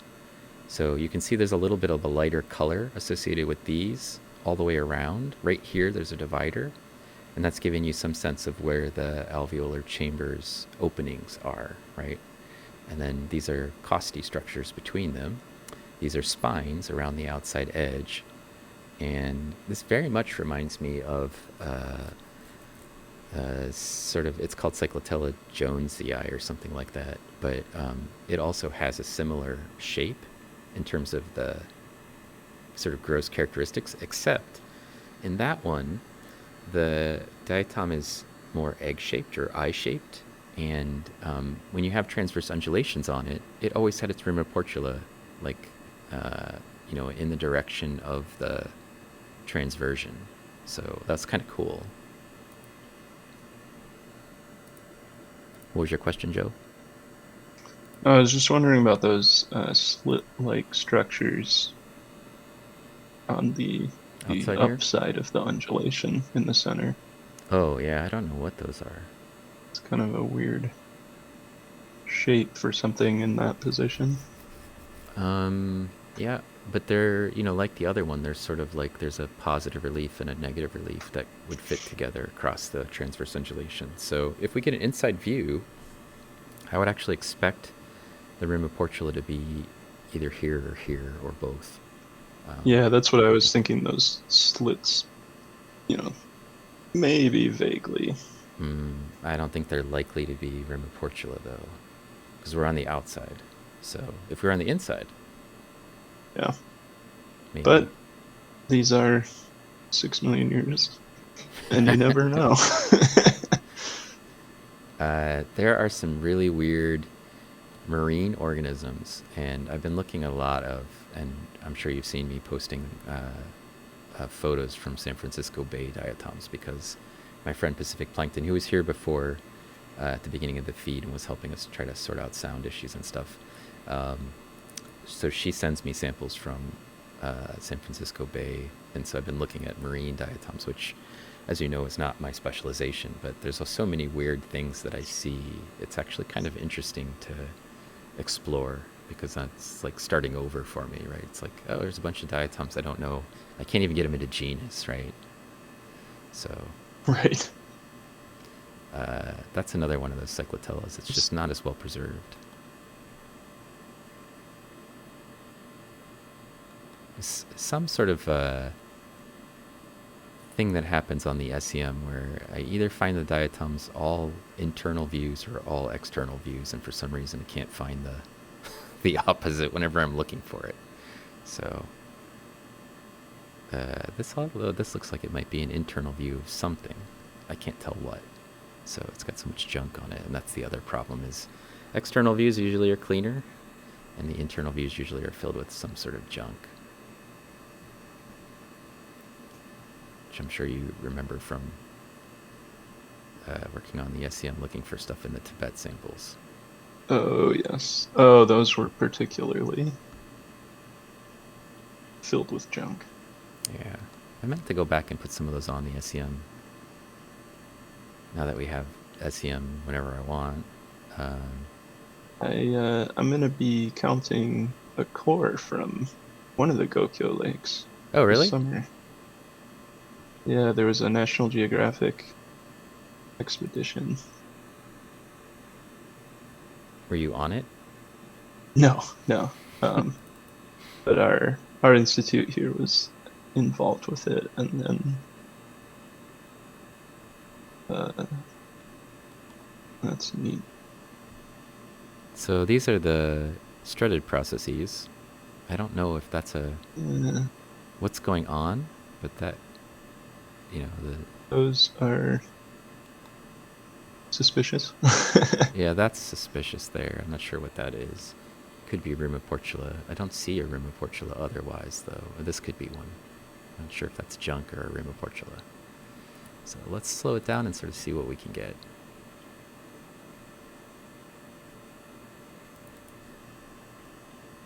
I'm gonna see what I can do about that focus. It's about as tight as I can get it.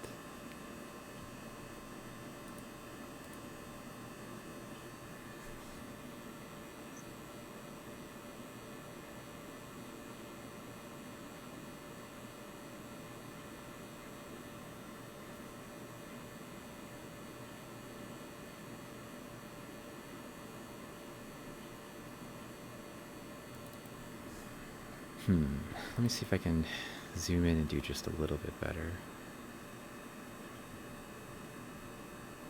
There's a...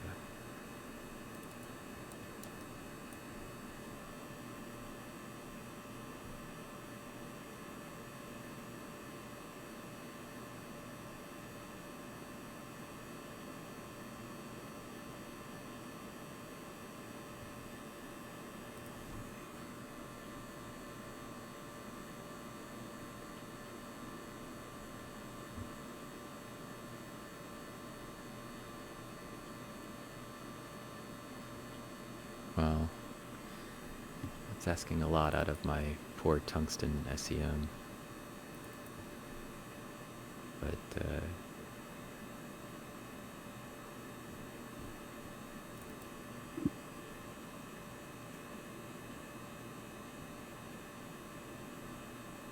also that could be the Rimiportula there. I don't know. Let's take a look when we get the picture out.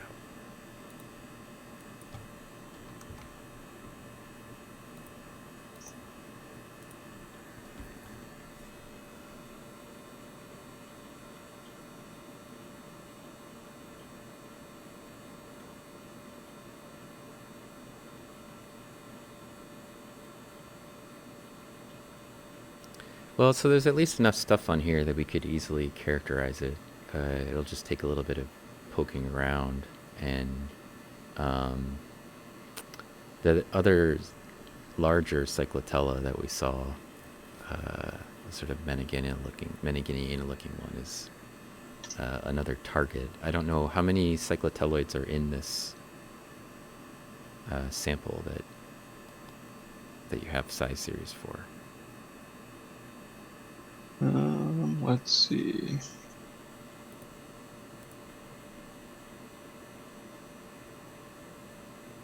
Oh, I pulled that folder up somewhere, and now it eludes me. Uh,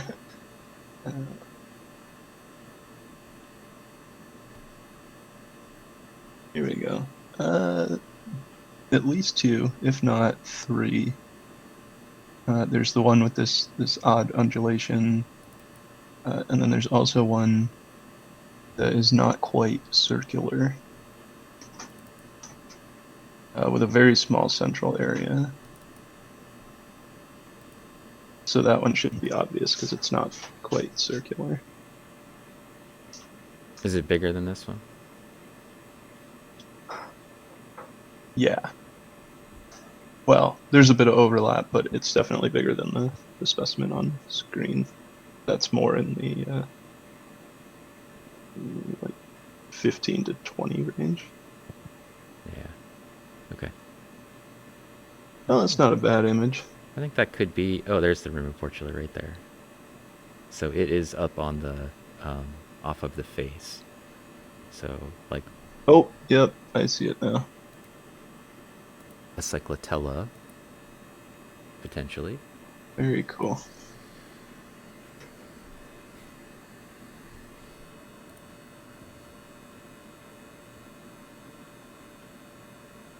How's the stream been? It's been pretty good. We had a little bit of sound difficulty when we started, and then basically, we're just sort of working our way around, looking at these cool ancient diatoms. So pretty standard for some of my streams, anyway. And yeah, it's pretty cool to be able to work with the former students. I've been very fortunate. I've got Joe here. And we've seen Sabrina before when she came to visit I think it was last year. It was before the pandemic happened. It was early. But she'll probably be around. So she's got a job at Defiance, which is maybe like 4 or 5 hours away. And she's starting to come back and hang out in the SEM stream occasionally. So I think probably later this year, when everybody's all vaccinated, it'll probably be more likely. Let's see, he says, this is the year where some of my mathletes that I started with in elementary school are finally starting to apply to grad school. Yeah, that's pretty cool. So it's always, like as advisors, we sort of live on the successes of our students. So I think it's always good to see them continue to grow and ultimately replace us, hopefully. So, you have plans for when you finish with your, like you said, you'd be done in August or something, right?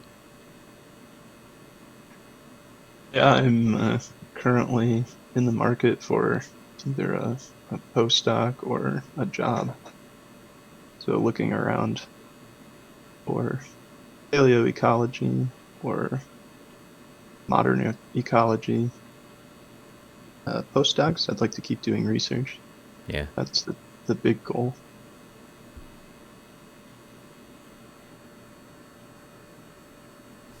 Let's see. OpenSet says, I think I might have mentioned it before, but one of the things I first noticed about you is that you have a very good style of interaction with your students in the lab. Yeah. With the exception of maybe Mallory, like Mallory and I have an antagonistic relationship that we both enjoy. So, I think as long as you know that it's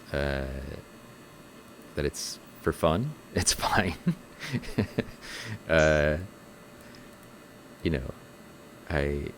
uh, she's been around for such a long time, and she's been such an integrated part of my lab and the SEM and even the Twitch stream and everything else that, you know, I feel like we can have fun and just kind of screw around like that. So I've got a new student who started this. They started this semester with me, Laura, who is from Colombia, and oh, there's some big thing. And she's been learning to use the SEM on, it's a Stephanodiscus, on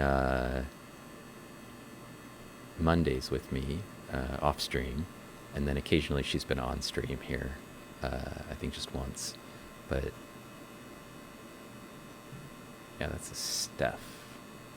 I'm not positive about that, but I think it's a Steph.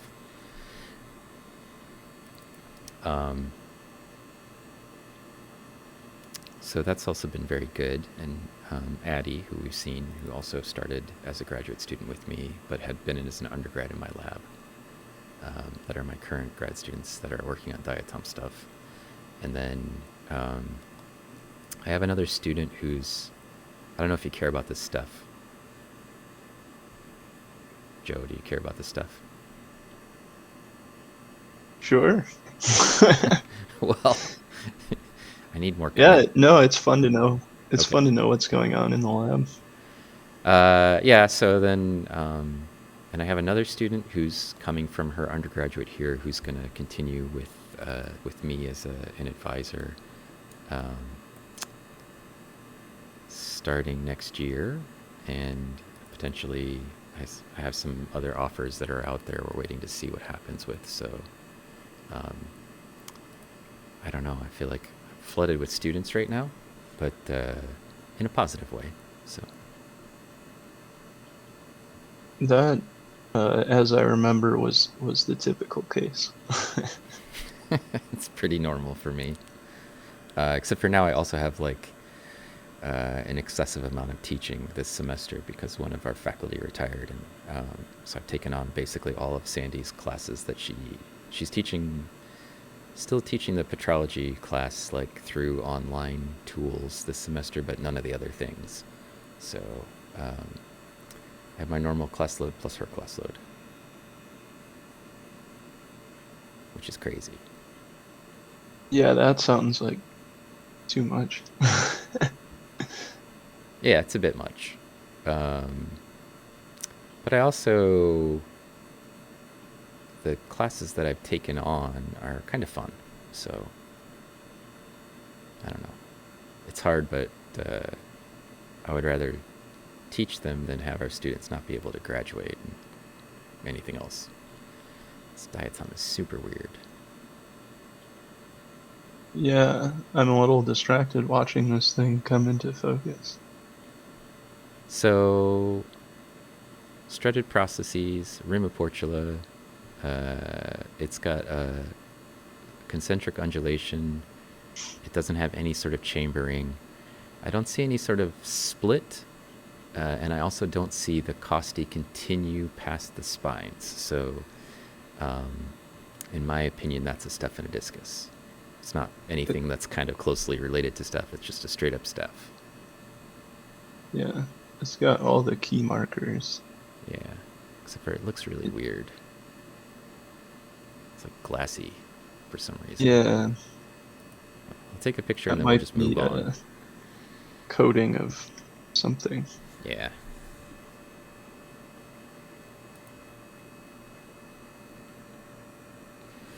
Yeah, so probably we'll do another stream. We'll see if we can get Mark on, and that would be nice because Mark sent us the samples, but maybe it would be nice to have him on anyway, just as a guest. And so if we can manage it, probably not next week, but possibly. We'll just see what times Mark's available, and then I'll see if I can do a stream around that, or we could just do it without streaming it. That's also fine with me. You know, this is easy because I came in this morning and had a little bit of time to set the samples up. And so I was just like, well, we'll see what anybody says, and if they can do it, then the samples are already prepped. So I have to just... Yeah. No, this is nice to see them hot off the presser like this, not really knowing what we were going to see in there. Yeah.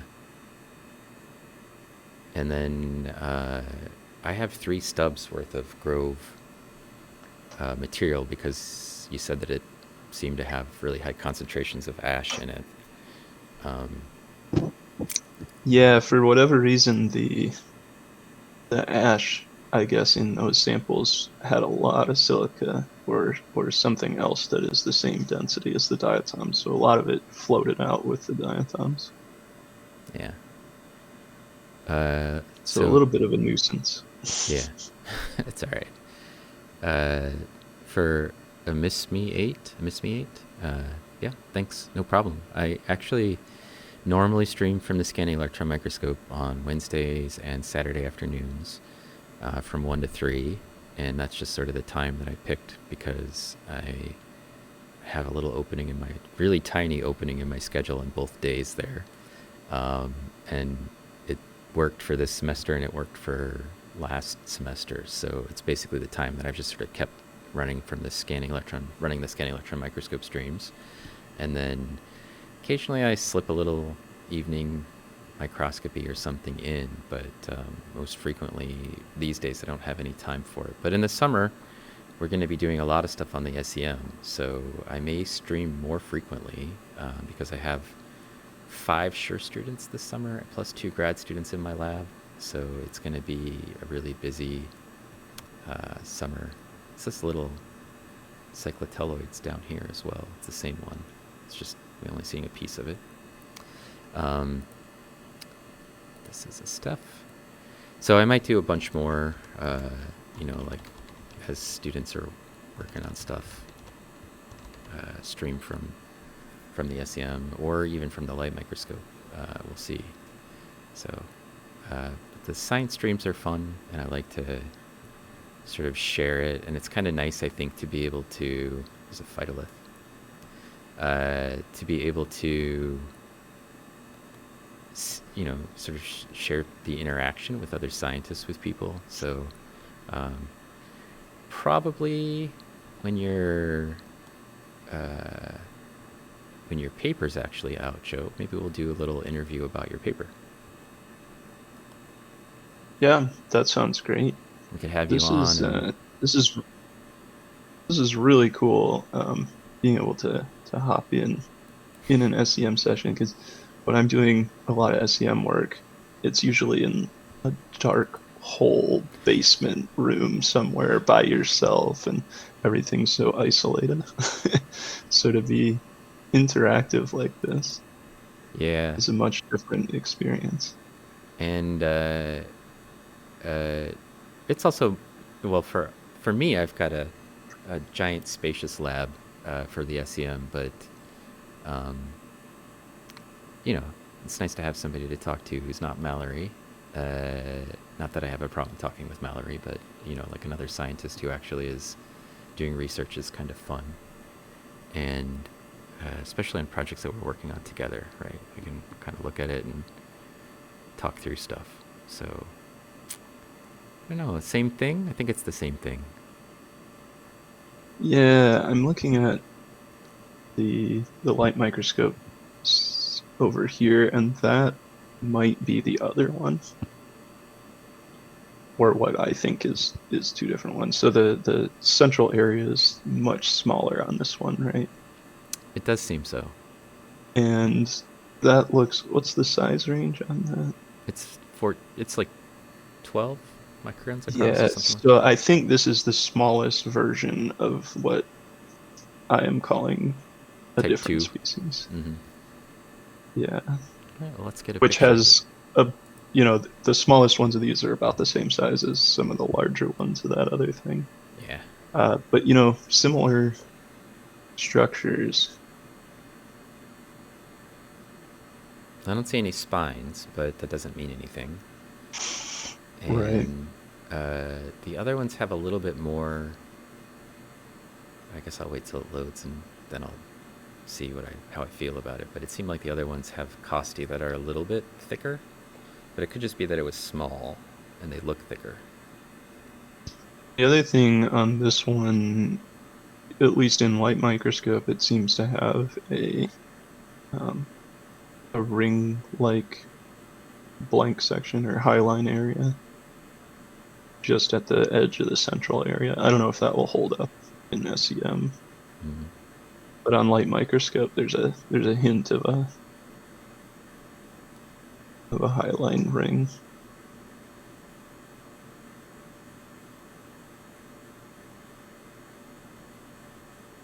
Yeah, hard to tell. Is the whole thing, this is not quite circular, or are we at an angle on it? It's at an angle. Okay. Because if this is the other one, then it is slightly egg-shaped. It could be. Hard to say here. Normally the egg shape would be like the axis that's basically vertical or up and down in the screen right now. So if it's going to be egg shaped, they're usually, as I mentioned, their egg shape is usually along the transversion. So like where the line is on the there's like a elevated area and a depressed area. The line there would be transverse to the actual like longer axis. So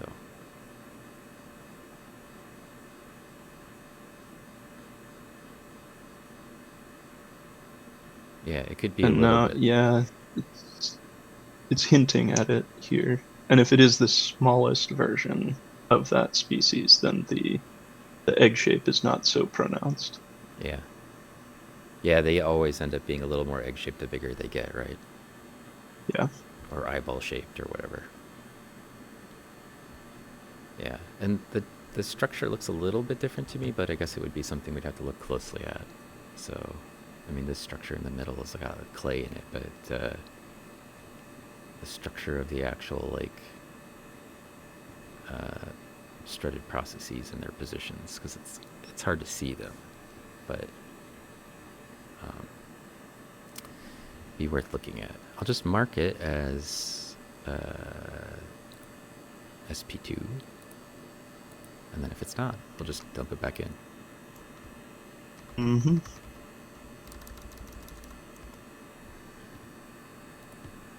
Let's see if I can find one of the bigger ones that's maybe a little bit more egg-shaped or eyeball-shaped.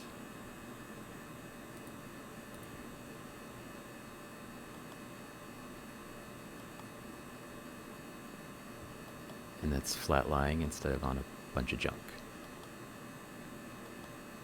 There's a Raphid Diatom back there.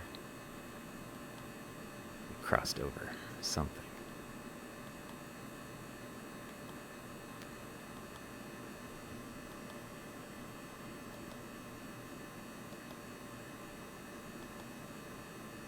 I don't know what this is. Got like a plateau of chemicals. That's clay or your SPT right there. Yeah. This one's pretty egg-shaped, but I don't think it's... I don't know that that's whole, but that's pretty egg-shaped.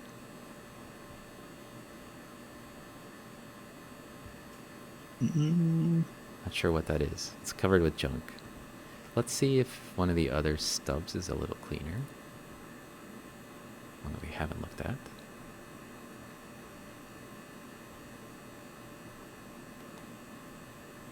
We're actually zoomed way out, so I was just trying to see if I could find a round thing. This looks like the first kind.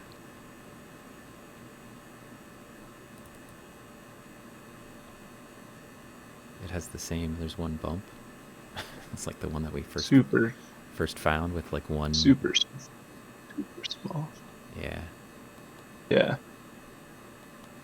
So maybe that one nodule is a diagnostic feature. Well, we'll have to incorporate it into the name somehow.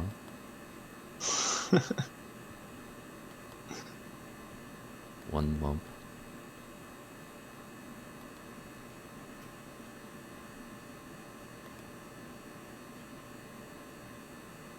that's just barely up into 15. Good news, everyone. And also is slightly elongated in this axis, I think.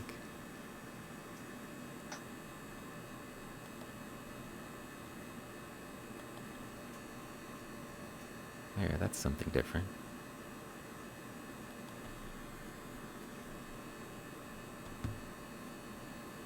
Yep, there's the other guy. There's our little bit of trash on there. It'd be the SEM if there wasn't a little bit of trash on it.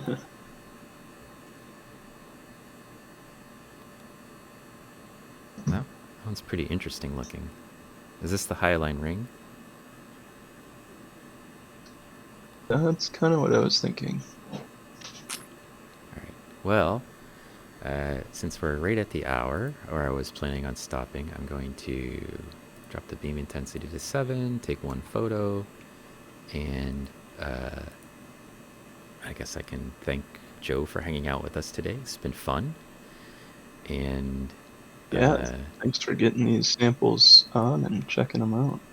and then we'll probably have you on again soon as we're working our way through this. And let's see. Normally, then I would try to find somebody for me to stream to raid, to hand off the people who are with us right now. So let's see.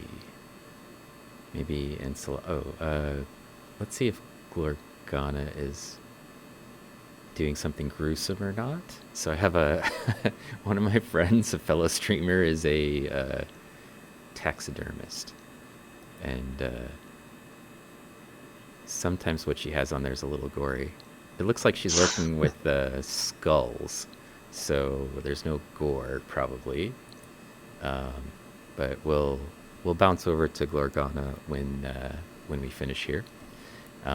So she's always entertaining, and she's putting something together. Yeah, she's gluing together a possum skull, so it should be good.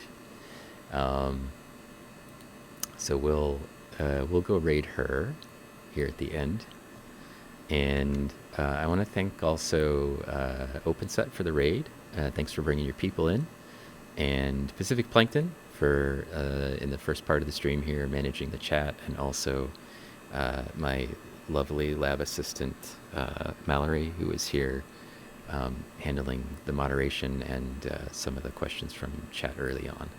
So yeah, you guys are wild, and obviously that's why I have like 25 moderators, because this place just gets crazy when I don't look at the chat.